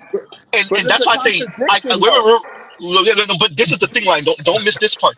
The reason why I'm saying the allies are doing too much talking, and this is why I keep on saying, what about your subscribers? What about your subscribers? I say that to her, I say that to Kim Foster and all of them. I'm emphasizing to them, you're closer to the top of that pyramid, at least especially in the black community, you're really closer to the top on the pyramid. But what about all your subscribers? What the hell are they supposed to do with your rhetoric when they're nowhere near earning 150, 175, 125, 200, $250,000 a year? You're talking to women oftentimes who are earning 40 and 42 and 38,000 and 50 and $53,000 a year. What the hell are they supposed to do with what you're talking about? The overwhelming majority of women are never going to reach that point, and that's the problem I have with this. I mean, here's the thing: it's one thing for you to want to practice fascism, but you want to advocate for a certain fascism, but you can't get mad when other races do it to you. Yeah. Let me do this because Black Root just came back. So let me read this from Detroit, and then we'll do this. Detroit says, "Damn, Chrissy, love being devil, love being evil, doesn't she?" And I know you meant to say, "Doesn't she?" I don't know. I don't really see Chrissy as evil. I see her as a bad actor. I think she's disingenuous as hell. I agree with Better You. She's not dumb or unintelligent. Evil to me is a very specific thing. That takes a very specific. It's a very specific action. And let's do this. Black Guru, go ahead, and then Neo. We're gonna real quick turn around. Let me let Black Guru go first, and then we're gonna have Neo because I gotta push Neo back a little bit because Black Guru came back, and then we'll have Bruce on way. But yeah, okay. Thank you, Neo. And go ahead, Black Guru. Well, I mean, you kind of derailed me with the. I'm interested in your definition of evil because I think damn it! I was so confused. I might agree with Detroit. No, you did. Oh, I thought you might. Detroit. You know, go into that. Then go into that. Well, I mean, I think the effect of your actions determine what you are, and if the effect of your actions lead to deleterious results, then I think you're making an argument that this person is evil. Now, I mean, I guess the question is, what's the gradation of evil? Someone's kind of noisy. It's kind of hard to. Yeah, somebody background. Somebody, please mute up your background. Please. Yeah. Neo, it's you. Yeah, mute up real quick for me, real quick. I'm definitely gonna have you after Black Room, but go ahead. Yeah. Go ahead, Black Room. Yeah. So I mean, I think it, I mean, when I listen to her, I listen to an evil person. I listen to someone who is, essentially sort of helping to stoke the fire that's going to burn down the village. And to Small me, mustache. that's evil. That's evil. Now the degree, we can look back on the subject. You all recall what happened to Mike Tyson, right? The SA, the Yes. false SA event, right? Barely though. Barely. I don't know the details of that. Why was Tyson in Indiana? Black America contest. Black Beauty. He was promoting the Black America program. Correct. That's why he was in Indiana. You guys are so young. Man, look throughout the last 60, 70 years. There are countless examples of Black men promoting Black beauty all throughout music, all throughout movies, all throughout the Wiz, Jet, Ebony, all of Motown. It was nothing. Black female beauty.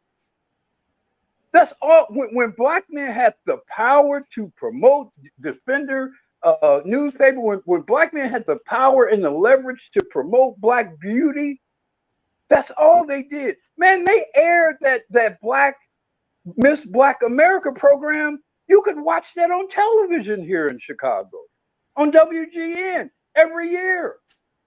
It was one of the most popular programs amongst Black people that you would see every year. What about Jet Magazine? So this notion that Black men, please be quiet. The notion that Black men do not promote or have not promoted Black beauty, that's insane. It's totally ahistorical. At the highest levels and even at the lowest levels in pornography and big booty magazines and all that shit, Black men have always promoted Black beauty. I would say for our resources and our leverage in our society, no group of men on this planet have promoted the beauty of their women more than Black men historically. It's not even close. When you look at what we've had to work with, what we've had access to, is not even close.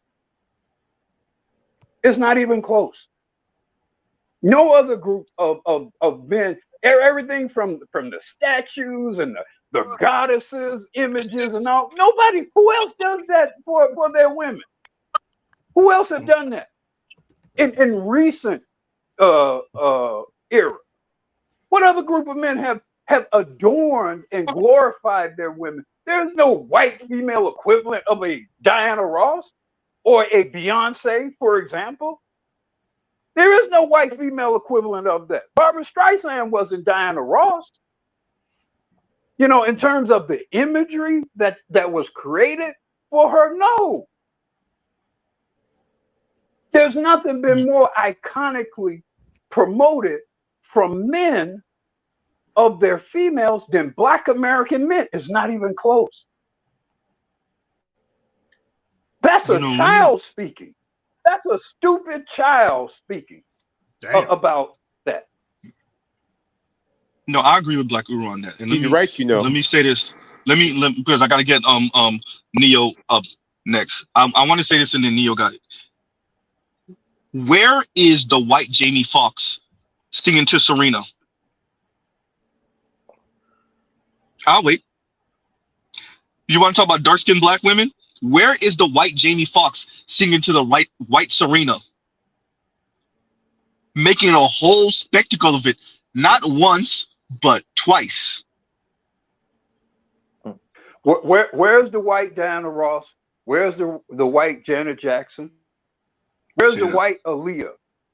Where's the white Beyonce? Show them to me. Here's another one for this one. I don't know why this keeps on slipping under the radar. When Angela Bassett's husband, when he won that award a few years ago, and he was like, "I got the hottest girl in the game wearing my chain," which is a Jay-Z and Beyonce reference, right? And then everybody started doing that when they went up there. Where's that? I don't know any white men doing that. As a matter of fact, one of them actually did try to do that after all the black actors, and it was corny. But exactly. Go ahead, Neil. Yeah, my microphone must be working really well. Damn, trying to get my steps in. The most I've heard about her is on your channel, and everything I'm hearing so far, it just sounds like she's going for the grift. It really is. The only difference is now we're starting to slowly hear women actually speak up, seeing white women speak up. I mean, that's starting to shock me. And even the divestors, man, I've been trying to find this clip for you, Z. There is a black divester who came out and put out a clip saying, y'all black women are embarrassing.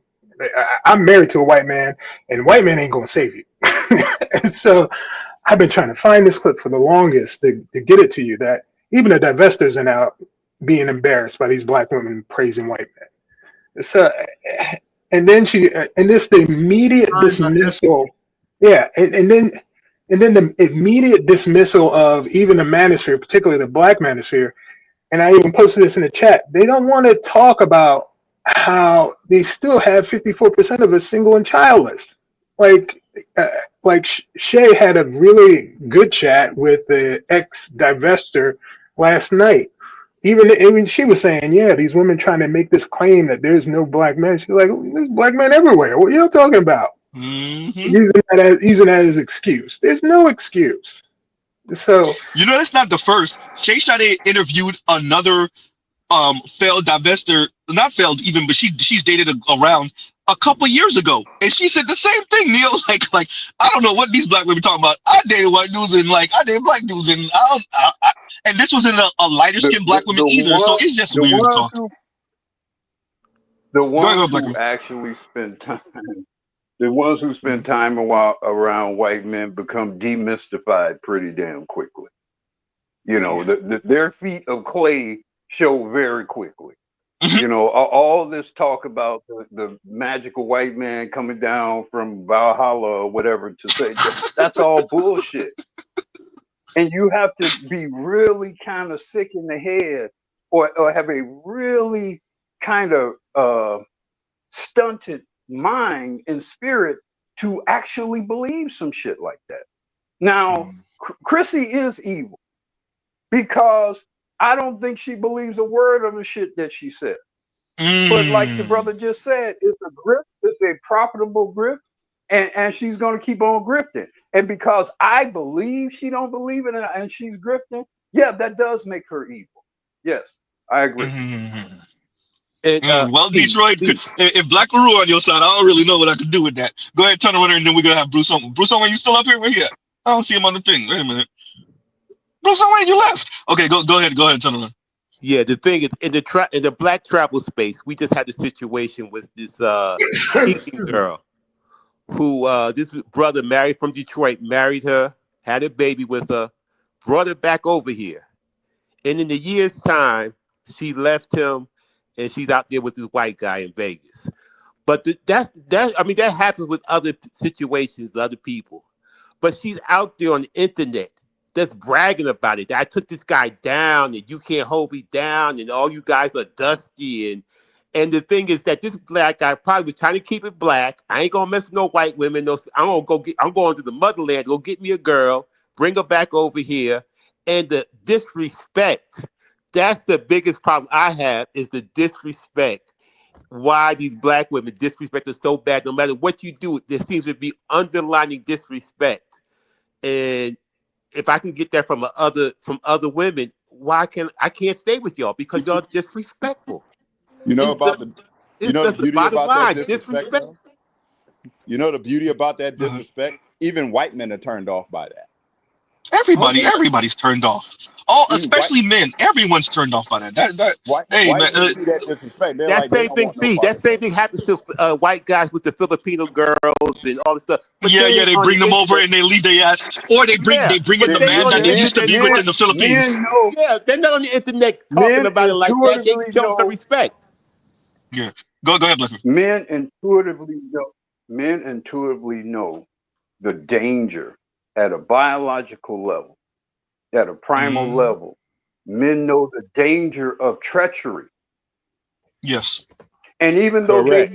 even though they might benefit from the treachery of black women in terms of them being able to utilize it for their benefit, they know that shit is Hmm. dangerous. It's poison. It's like Yeah. using some poison to kill somebody else, but you better get Hmm. rid of that shit or it might end up killing you. Men know Yes. that intuitively because integrity means more for us because we have had to actually work together on some sort of agreements to get shit done in ways and in circumstances that women have not had to do so. So trust and integrity and obligation to each other is critically important. And so when you see women so blatantly discard their own, their fathers, their brothers, their sons for me, and you know I hate this motherfucker, and you discarding them for me, that's like I say, it's a poison you can use on your enemy, but eventually that poison is going to kill you too. And that's why very often they will turn on their asses too. That's why you see some of these white guys do some horrific shit to some of these black men. I would like to direct everyone's eyes to the screen once again. After what Black Rue just said, just saying, right? Just saying, yeah. Well, you better run from the pond after you use it, or you might have to break it. Oops. Okay, let me read this, and then you got a Zulu.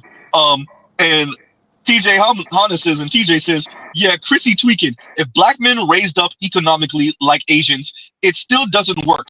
Those men do all that work, and their women still jump ship. They see how you act and will not sign up for that. Look, and that's all it is. This goes to what Black was saying about loyalty. To challenge what I don't think, you know what, because they're not on the receiving end the way the outgroup men are. This is in what you're seeing, and shout out to Better You for speaking about that divergent politics. What you see going on with the way women of color are speaking and the way men are speaking in general, particularly obviously men of color, is the divergence in quote unquote this advanced society. And so for many of them, they have running water, right? The street lights are on, right? The grocery stores are full. And so for them, the top of that pyramid is being validated, having their femininity validated by the man, the white man. And so the divergence in politics is I I'm not gonna be working blue collar. I don't need a union job. I don't, I don't have to worry about these type of workplace, injuries the way you do it. All of this, that's a you problem, man. My new issue is having a uber wealthy man, or at least a man that earns way more than me, to like validate me and my femininity, and so I could, show him off like an expensive handbag. That's my problem. I don't know what your problem is. Like, so that's the divergence in politics, right? You know what? Yeah. I don't even have an issue with the hypergamy. My issue is you won't put down the meatloaf. You won't put down the fucking meatloaf. Like, you do understand you're going to have to That's look funny. and conduct yourself a certain way, right? How the hell you gonna get your corrective promotion involved during a Trump administration?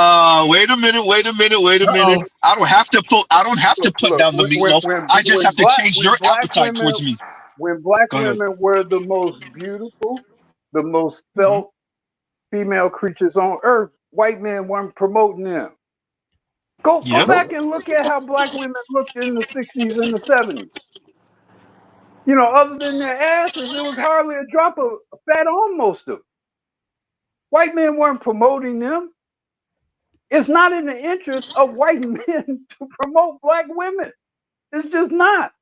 It's not in the interest of any other group of men on this planet to promote black women. There's never been. That, like I say, that's the fantasy of a foolish child she's promoting, and she cannot But believe a word of it. but here's the thing, Black Rose. What I think she acknowledged it. She acknowledged that a couple of times actually. For her, it's black men's quote unquote promotion. Will in her mind, what little there is not enough. Which speaks to it still speaks to what you're saying about this childish notion of promotion. It is about taking Margot Robbie off the beauty pedestal. She just don't got the ovaries to say it. It's in their mind well, yeah, good point. She's been saying it. I mean, necessarily, the thing is, like, we keep going to like the mathematical part of it. It's just okay, cool. What does the man get at the end of this quote unquote deal if you want him to do this? And the reality is, he gets nothing. So that's what line comes in. And then at the end of the day, you Okay, also have but you guys are intellectualizing a primal issue. Yeah, you know, if I'm a white man, hold on, let me finish. If I'm a white man and I make a baby with Margot Robbie, I produce probably a beautiful child, a beautiful white child. Right. All this other intellectualizing and we got to promote this. No, this is a primal biological thing. If I'm a tiger, if I'm a strong, powerful male tiger, my imperative, one of my other than eating, is to promote a strong, powerful other tiger, not a tiger mixed with a damn gazelle, for example. Or lion.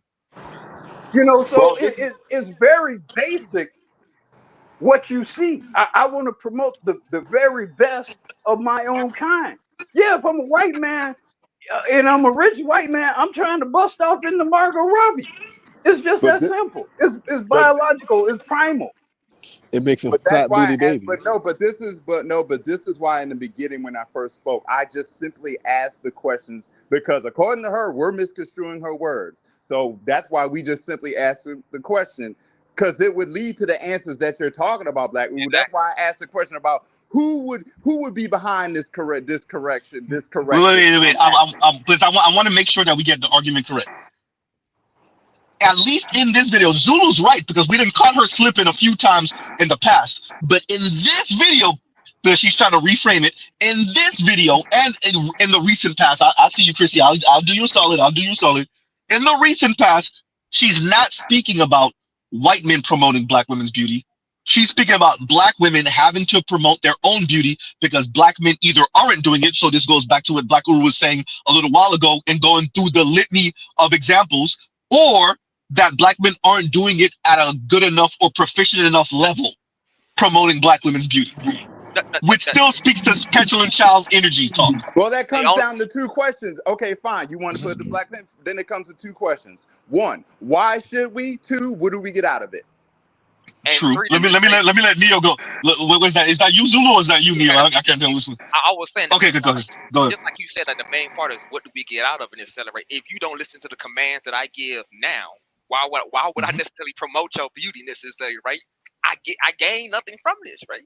So at the end of the day, like if you have no submission to under my rulership, which means take the direction that I'm giving you, then you can't even achieve the base levels of quote unquote beauty to even quote unquote use the skills of hypergamy to go any other place. You don't even with that. That's still. But if you all listen to Chrissy, and I'll give you a real world example of what she is describing, and it goes back 40 years. But if you listen to Chrissy, now I was listening to Shay Chardez. She does wonderful work. If you're listening, congratulations for the good work you do from a black female perspective, black woman perspective. She presented her, her assessment or whatever of Chrissy's own wording. Now I don't know how things were edited, in terms of, was it just a complete conversation or was she kind of putting together stuff and could someone interpret part of what was being presented out of context or whatever? But if you go back and listen to that video, in that video, she said that it was the job of black men to promote black women.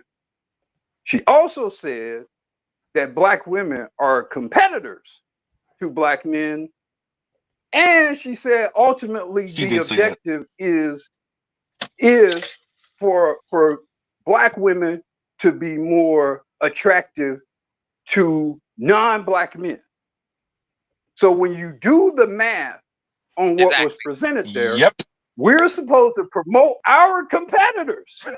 People, our nemesis. I said that. We're supposed I to said exactly. promote the people, our nemesis, so then to Exactly. elevate them to the level in which other men can claim them. That's what she said. Yes. And did you wait, y'all. I responded to that. I was like, these are the go. rantings of a reprobate child. You know what Black women say that. Wait. Because remember, I don't have that much time today, so that's why I'm really on y'all today. With that, go to what Black women say that because he has 2 daughters, so he could smell the. I know what that is, right? So that's number one. Let me read this for sports droppings. We gotta get Neo to say whatever he was gonna say, and then we had KMS just come up because I'm gonna have to end out in a minute, you guys. Sports dropping says you gotta clip up this Uru segment. I got y'all. I promise you, I got y'all. Expect that by tomorrow, maybe Monday. Number one. Number two, and thank you for the super chat. Let's do Neo. I don't know if you was trying to say something, and then we'll get KMS. Nah, I'm just in full agreement. It's like this almost racial cuckolding that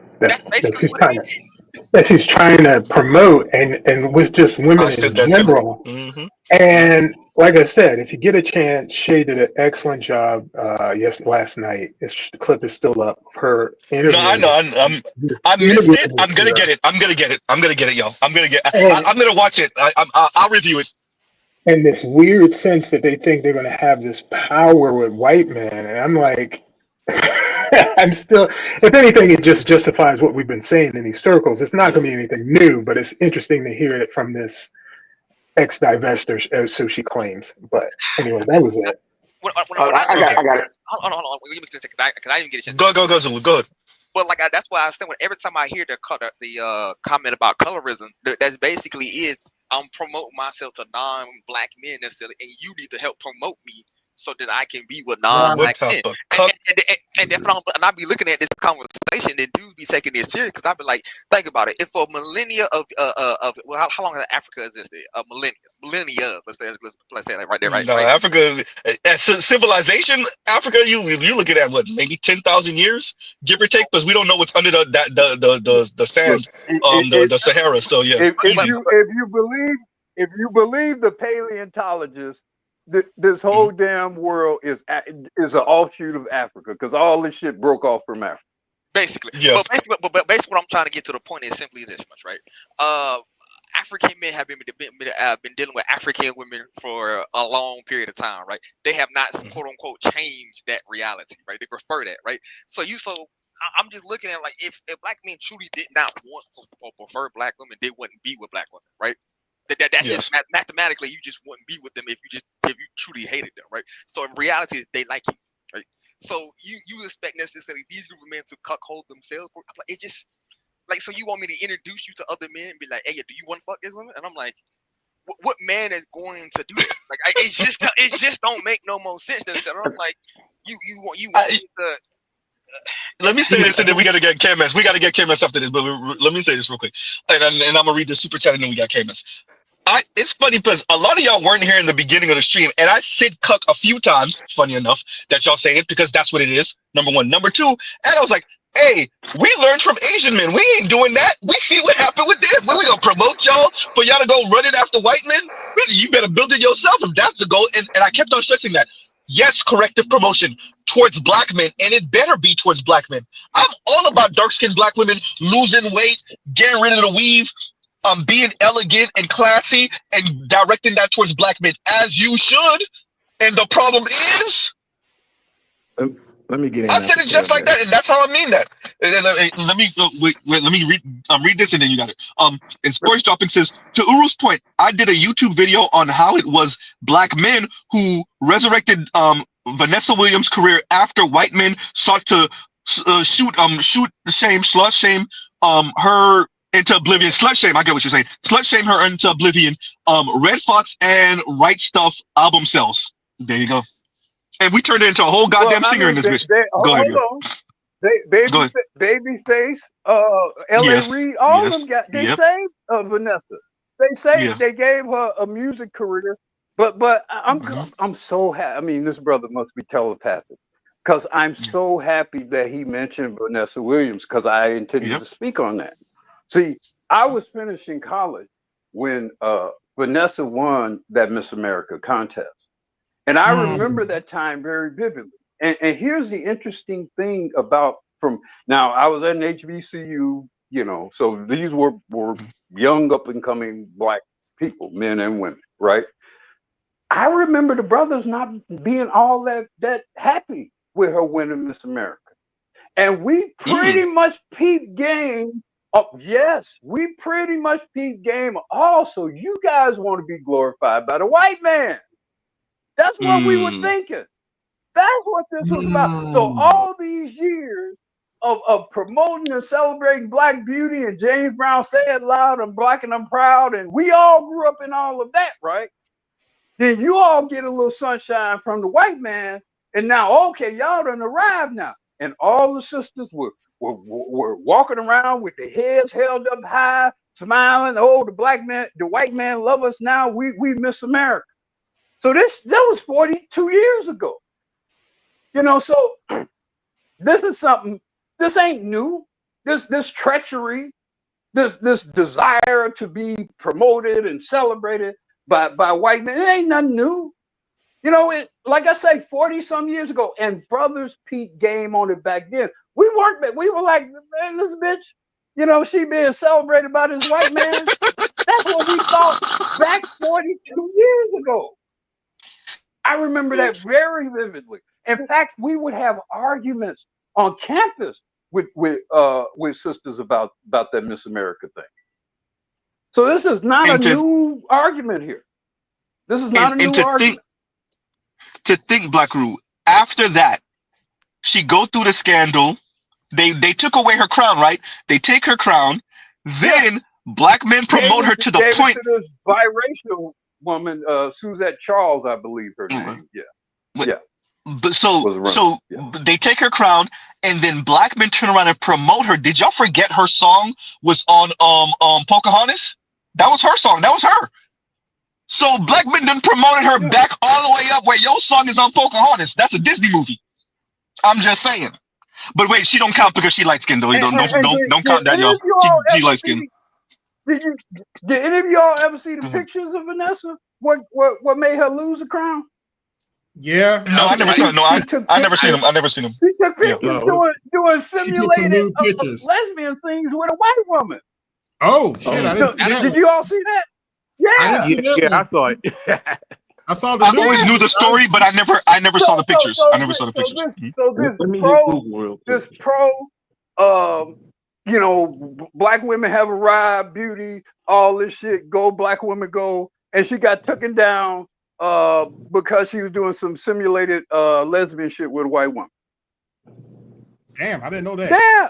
These women are coming. These brothers are going to Colombia. They're trying to find Black Afro-Latinos. They're going to Africa trying to find African Black women. So I mean, they're going, even in Asia, they're trying to find the darkest women they could find. They in Somebody, wait. Let's do this, y'all, because I gotta end out in like a few minutes. Now, for real, I do. So let's do it. So somebody was trying to say something. We gotta get KMS in because he came up, and then we gotta. Go ahead, y'all. Yeah. Go. Somebody was trying to say something earlier too. That was me. Go ahead. I actually think we should promote these women. If they want to go over there so bad, let them go. I want you to be with these people. I want you to get all of what they got to offer you. So hey, I knew you was gonna go there. That green on the other side, go ahead, baby.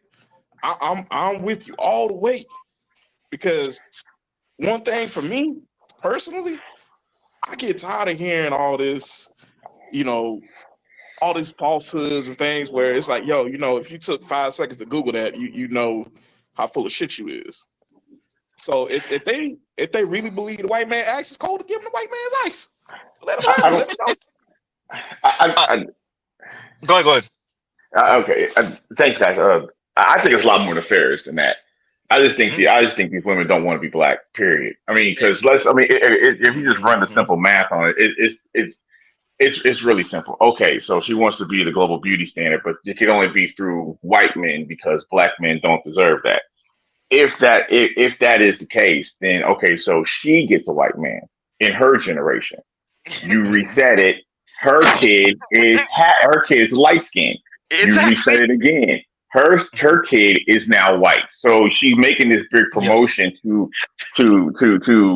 galvanize and make black women the beauty standard. But the way that her path to do that is a non-starter, because her path to do that would be to make black women white. There's no path on where you can make a black woman the quote unquote global king without the black man. I mean, from just from a literal genealogy standpoint. I mean, it's one of the situations. What this is like just the scenic route to I hate being black. I hate being a black woman. That's really all her argument is. Her argument can be dismantled in a couple of sentences. I love the fact that we're breaking it down to the molecule. But no, that's what this bitch don't like being black. Simple as that. That's why I keep saying the colorism argument is necessarily simple. Oh, promote me to them non-black men, and that's what I'm like. Every time I hear that conversation, that's what they basically saying. Promote me to non-Superman, bro. But she's literally causing the erasure of black women by the way she wants to go about doing it. Yes. Black, bro. So therefore, exactly. No, both of y'all are coming to the same conclusion. Y'all just talking about it slightly different. Both of y'all are saying the same thing. But my thing is, I'm using her words against her because she keeps saying we're misconstruing her words. While we know what the real conclusion is, all I ask is that we just ask her the questions. Just ask her the questions that I mentioned before. Who is supposed to promote this corrective promotion? Who are you? What are you trying to correct? Who are you trying to correct? And who are you trying to be promoted over? What do you? Answer those questions alone. I just want her to answer those questions. That way, once she answers the questions, I'm like, all right, now you don't have any right. You ain't got shit to say to us about your shit get misconstrued. We ask you pointed questions about what the fuck you're talking about. Yeah, let me do this, y'all. I'll be more graphic than that. The throne to black beauty sits on top of my black dick. That's the only way that works. Hey, I said it earlier. No, I said it earlier. I was like, hey, wait a minute. If you're not promoting dark-skinned black women to black men, then all of this is for naught. If we're not, there's no other way. No. If you're not making other black women, black girls become black women to maintain this global black beauty standard, pack it up, bitch. Yes, I agree. Z, we would do it. Let me read this because I want to be funny real quick. And Pastor OG says, Z, link for KMS. I think he's up here already. but he's been sitting there. He sent this a little while ago, and I didn't even see it earlier, so somebody already put the link in. KMS is up there, and there we go. All right, go ahead, Tunnel Runner, and then we'll get Ben. Go ahead. Real quick, we would do this automatically if black women would love us, appreciate us, give us the world, talk good about us. We would do that automatically. But they have to do their part. Their job is to support us and to give us that love so that we can spread that to the other women. That's what they have to do. No, that's not going to happen. So now I'm just more vested in asking them questions, and to the point that, you know what? I want Brad. Well, Brad don't care to ask them a question. So I just want them to answer the damn question. That way black men, and by and large, will know and will make a decision, and then move accordingly. It'll just happen and move accordingly. That's all I want at this point. Fuck their love and fuck their respect at this point. It means nothing. Let me read this real quick, and then we got Chuzulu, and then we got Ben, and then we got to end out. And bad black gamer. I don't know why I always get tongue. Bad black gamer says white men said, "Keep your hands off my white woman," Vanessa Williams. Now I don't know if that's the reason that they went at her, but definitely there wasn't about that lesbian stuff. Not in the early '90s, late '80s. That's for sure. No, it was not about that lesbian stuff. I definitely think they went after her for the lesbian stuff. Vanessa ain't the only so-called beauty queen that has done some shady photos and shit like that. They protect the people who they want to protect, and they expose the people who they want to expose.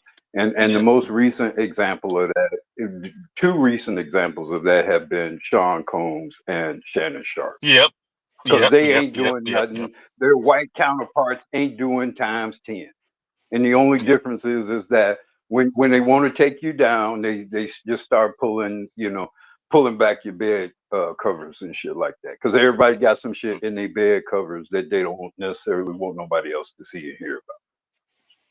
You know, they've been real quiet about Elon Musk's dad bull stuff that went down with him. What happened with his dad? Hold on. What happened with that? He's been arrested for kid stuff. Yeah. South Africans, they do that. And here's the thing. Remember, Elon dad been sitting on money for his whole life. Actually, they sit on diamond mine money. So no. And they've been real quiet about that. Real quiet about that. But yes, his dad's been arrested for kid stuff. Yeah. I mean, bro, if you know the white South African history, bro, that lines right up though. That's right on brand. That's on brand, bro. That's on brand. That's not. I mean, that's like a Latino necessarily doing the salsa, bro. If I pick 10 Caucasian men, I know I can get half of them on that stuff. I think you're right. I think you're right. I spent time around them, and I remember when I had a Korean exchange student for a couple of years. Oh man! And right out the gate, they started. Right out the gate, some white men I knew started saying all kinds of creeper type shit out of nowhere. They couldn't even control themselves. You know, I know it. So no, I know it. And she was Asian. I have no doubt in my mind. And these were guys that, I mean, I had never even observed that behavior from them before until they found out I had a little yellow girl. But I can't hear anybody else. Okay. And until I had a little yellow girl in my house, and they were all out of pocket. And this is why people tell young kids that if there's an emergency and I'm not around, run to the nearest black man. That's exactly why they say it. That's exactly why they don't tell them to run to white man. We ain't gonna see you again. You gonna run to the white man. Almost a half dozen times, I'm driving down the street with her in the car, just me and her in the car. I'm getting pulled over by some white police, talking about trying to talk about some trafficking shit. No, you projecting your bullshit on me, pal. Thank you. Because you would be doing that. Whenever it comes to the most nefarious crimes in history involving children, y'all are the face of that bullshit. Say that. Exactly. And so let me do this. Let me read it. And Leon says, Vanessa is another Kamala fair-skinned, not Blackberry. Hysterical. Well, they start off with the light skin, the light skin. And then after the brother marries her and cleans up her reputation, whatever, she cheats on him with Arnold Schwarzenegger. Yeah, that's what happened. That's what broke up her first marriage. Yeah. Remember that movie Erasure came out? Remember that movie Erasure that came out that she made with Schwarzenegger in the mid-90s? Yeah, I remember that movie. That broke up her first marriage. Damn, I ain't know that. Wait. The same Arnold Schwarzenegger that has made anti-black comments before. But of course he did. Well, Anybody surprised about him? His dad was a Nazi. Thank you. Come on, his dad was an actual literal Nazi. Say that. So there you go. Mr. Z. Go ahead. I tried to put it in earlier before the show started, but I can't put link in. So when you get a chance, your next show, you should review Medium Man's Pop the Balloon Date from Hell. I'll check it out. Check it out because it's a black girl that went out on a date with a white guy on the Pop the Balloon show, and there were so many red flags that she let pass. I mean, you'll see it. Once you watch it, you'll cover it. You see how relevant it is. I'll check it out. I'm glad you brought that up because that's another example why I don't believe Chrissy. Why aren't you because Pop the Balloon is not helping black women. It is not helping y'all. Why aren't you trying to get that show taken down? Let me say this. Let me say this real quick, and then you got a Zulu. Kim Foster has made a comment about it. what's her name? Delaney, that usually be on Ole's channel, has made a comment about it. Even Ole, all of them feel that heat. And I want to be very clear. That's your average black woman. That's your average Notice black woman. we That's your average everyday black woman. wait, real quick, y'all. We know that there's wayward black men. We make comments about them, but even Ole, Kim Foster, Delaney, and I'm missing a couple of other names that they're like, God damn, this pop the balloon thing is making black women look bad. No, it's making black women look like who they are. Yeah. This is what we've been saying. Yep. Well, and what's so terrible about it is very often in the time I've watched that, you have tall, good-looking, well-accomplished, well-spoken black men, and them bitches are dogging them. So when you contrast the IBM or ideal black man versus these hellions, it accentuates just how out of pocket they are.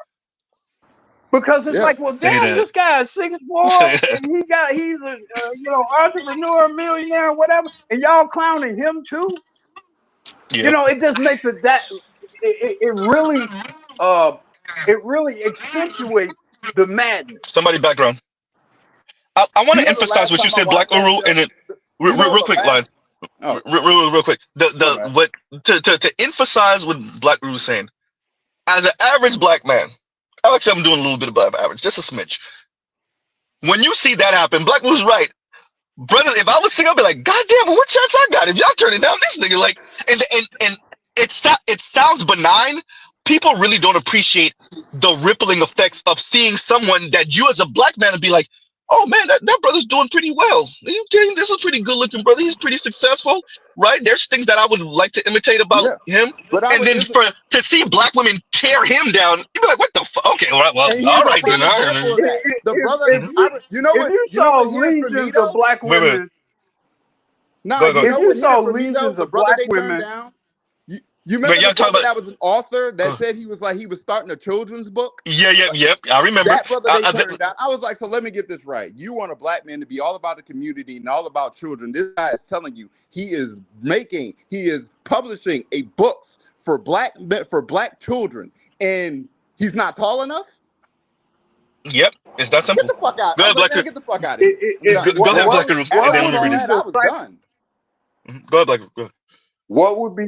What would be the psychological effect of brothers seeing Morris Chestnut getting just ripped to shreds by black women? What would be the psychological effect of seeing Denzel Washington, or Michael Jordan or whatever? I mean, I'm talking about, in their prime of whatever of appeal. I gotta pause you for a second. What would be the psychological effect? I gotta counter that. Wait. We gotta end that. I gotta read it, but I gotta remind Black Uru of this. We did see it. We saw with Michael B. Jordan. We saw with Michael B. Jordan. We just saw it. There you go. I was gonna say that. Perfect. We just that article. They wrote a whole article, and and the list of black women they gave them were all single mothers. Thank you. We saw it twice. No, not just that online. We saw it with L'Oreal and them. You forgot L'Oreal and the friend that called him corny, and they reiterated it. Like, so it's that and what you're saying with the article, whatever, where they pretty much said who Michael B. Jordan should be with now, and it's nothing but single black moms. So let me read this and go on. I had to spoil it because I had to spoil it because I have to tell the story. She went on a date with a white guy, right? Italian guy, right? Yeah. And that guy had a previous black girl that he dated.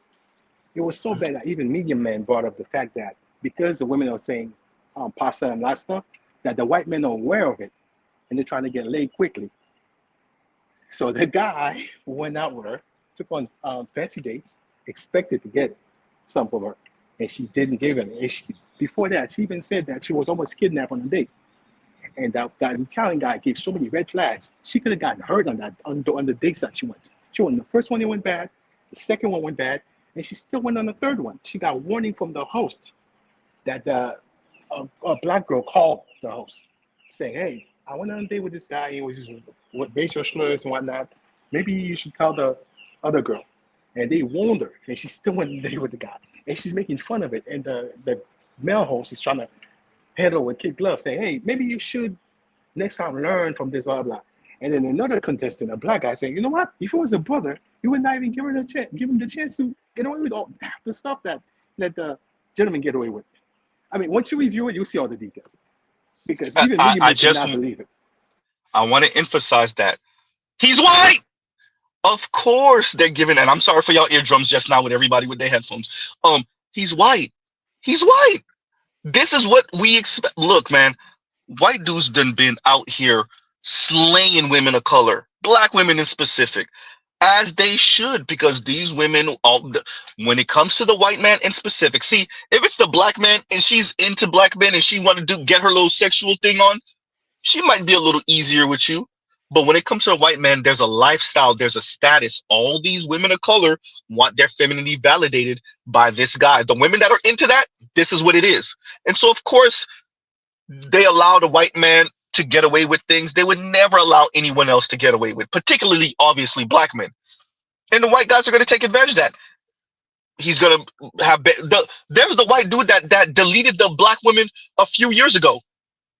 He was a whole racist. The adult white daughter said, "I didn't know, because I would have told her to get away from him. My dad's been racist I got away from him because of that."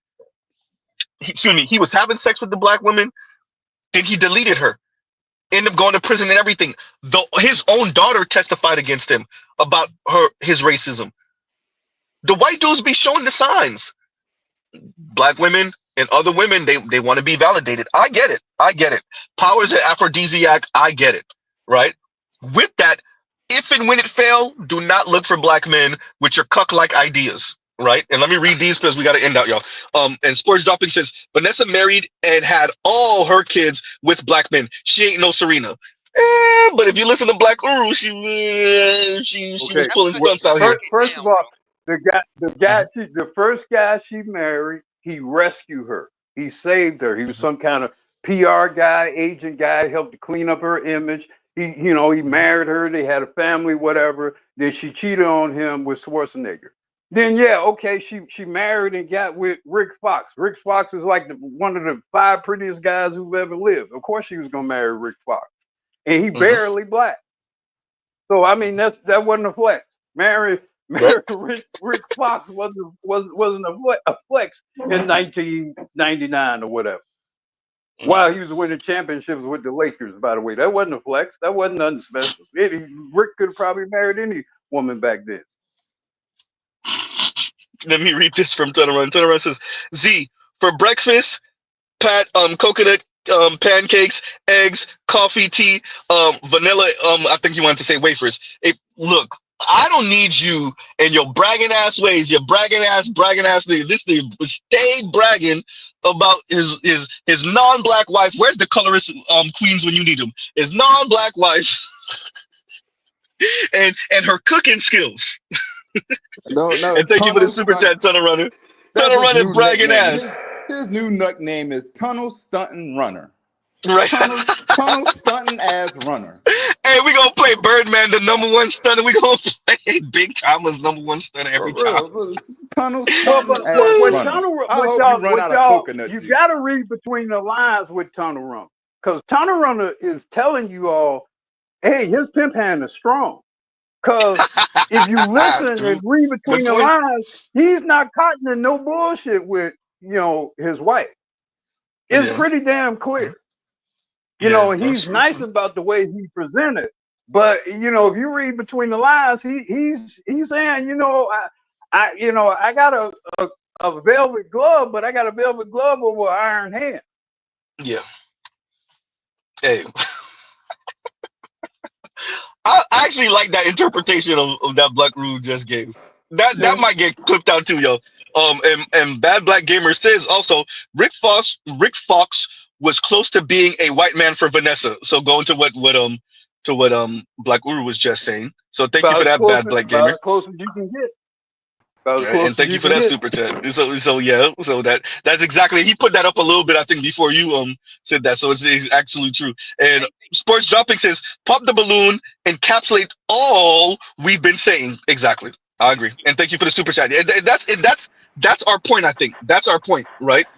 And then they That's our wonder point. why. They wonder why they're not getting swiped. There goes your corrective promotions going up in flames, Chrissy. As long as pop the balloon exists, your corrective promotion is bullshit. I agree. It's never gonna happen. If y'all want to make $1 million real quick, have a pop the balloon show, but add black women and white women and Mexican women all at the same time, bro. Ooh, don't do that. Man, bro, if you Don't do that. I'm thinking about. I've been thinking about it for like the last couple of weeks. I've been like, I could do it, but I was like, Hey, we might have to talk Isn't Zulu. it on Netflix?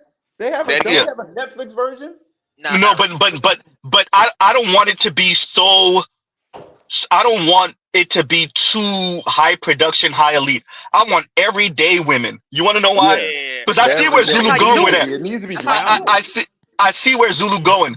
Because, bruh, I could imagine them sisters gonna be walking off that goddamn stage. They're gonna be crying and walking off because it's gonna be bad. Especially if it's not curated in a way where kind of like this Love Island thing where the white dude ended up with the black woman, and then you hear 6 months later, they broke up, or 9 months. No. If it's real life everyday stuff, oh man, that's gonna devastate black women. Don't do that. No. Don't do that. If you want a quick $1 million, bro, that's how you do it. You have black men come on there, the same kind of quality, but black men that come on there. You have some Asian women on there. You have some white women coming on there. There's got some Hispanic women coming on. No, get Colombian women. Just to make it vicious. You put Colombian women on there, bro, and you just line them up. Let me do this because I'm literally. If you put Colombian women on there, okay, thank you. Let me do this. I'm gonna read this and then we make our closing statement. And Spurs Dropping says, when they all shot down the aerospace engineer, told the attorney his voice wasn't deep enough. Another brother pants not baggy enough. Yeah, no, the short brother, I think that was an artist. There was another art. Yeah, no, he wasn't short. That was another brother. The artist brother that they talked crazy about about 3 years ago, two and a half years ago. It's been we've been seeing this for a couple of years with the Pop the Balloon show, and the type of turndowns. It's seared in my mind. The lighter skinned woman. I want to say she was towards the front of the group of women, and when she laughed in that brother's face, it was a shorter brother, dread brother. She laughed in his face, and she said, "Give me the balloon, pop it again."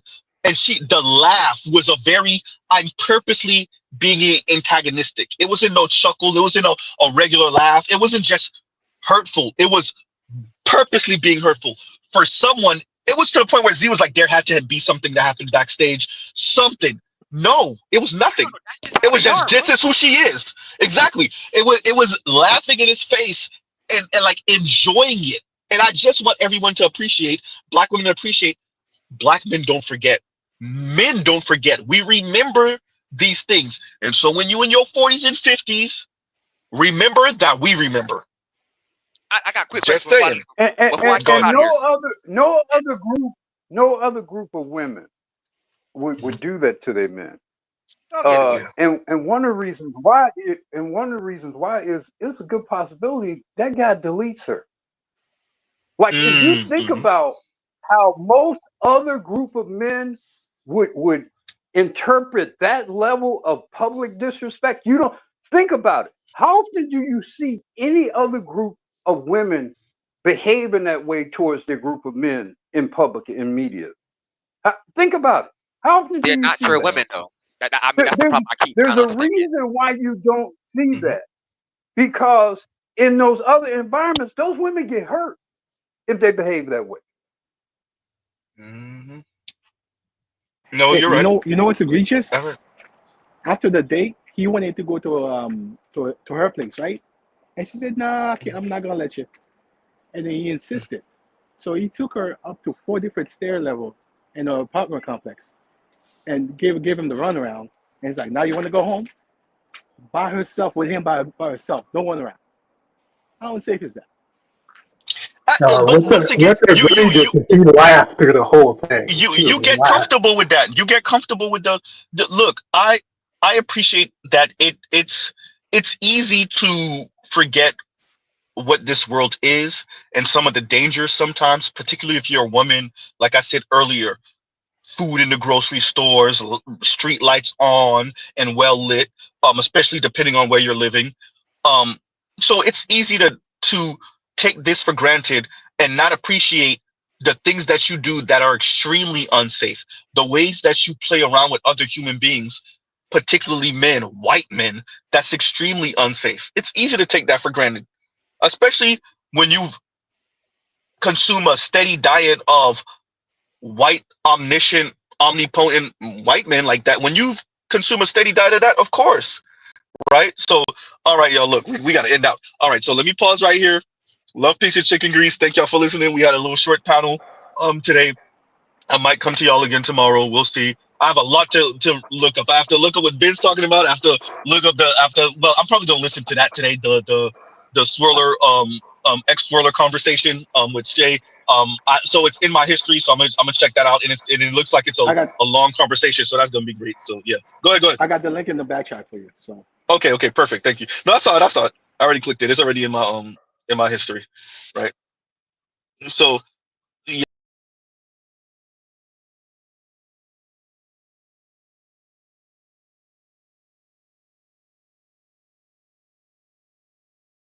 That's what I get, y'all. I didn't back myself up too much. My bad, y'all. Okay, so we ended out right here. Love, peace, and chicken grease. Y'all go check out other Black Manosphere content, other non-Manosphere content. Mr. Z didn't borg out. I pressed the wrong button. My apologies, everyone. All right, thank y'all for listening. And as I said, we'll pause right here. Love, peace, and chicken grease. Go check out the Black Manosphere content, other non-Manosphere content. All right, everyone. Now I ain't ever get wireless. Charlie, it was me. That was definitely operator error.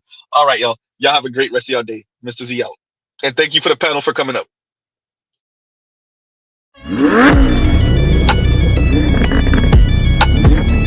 Yeah.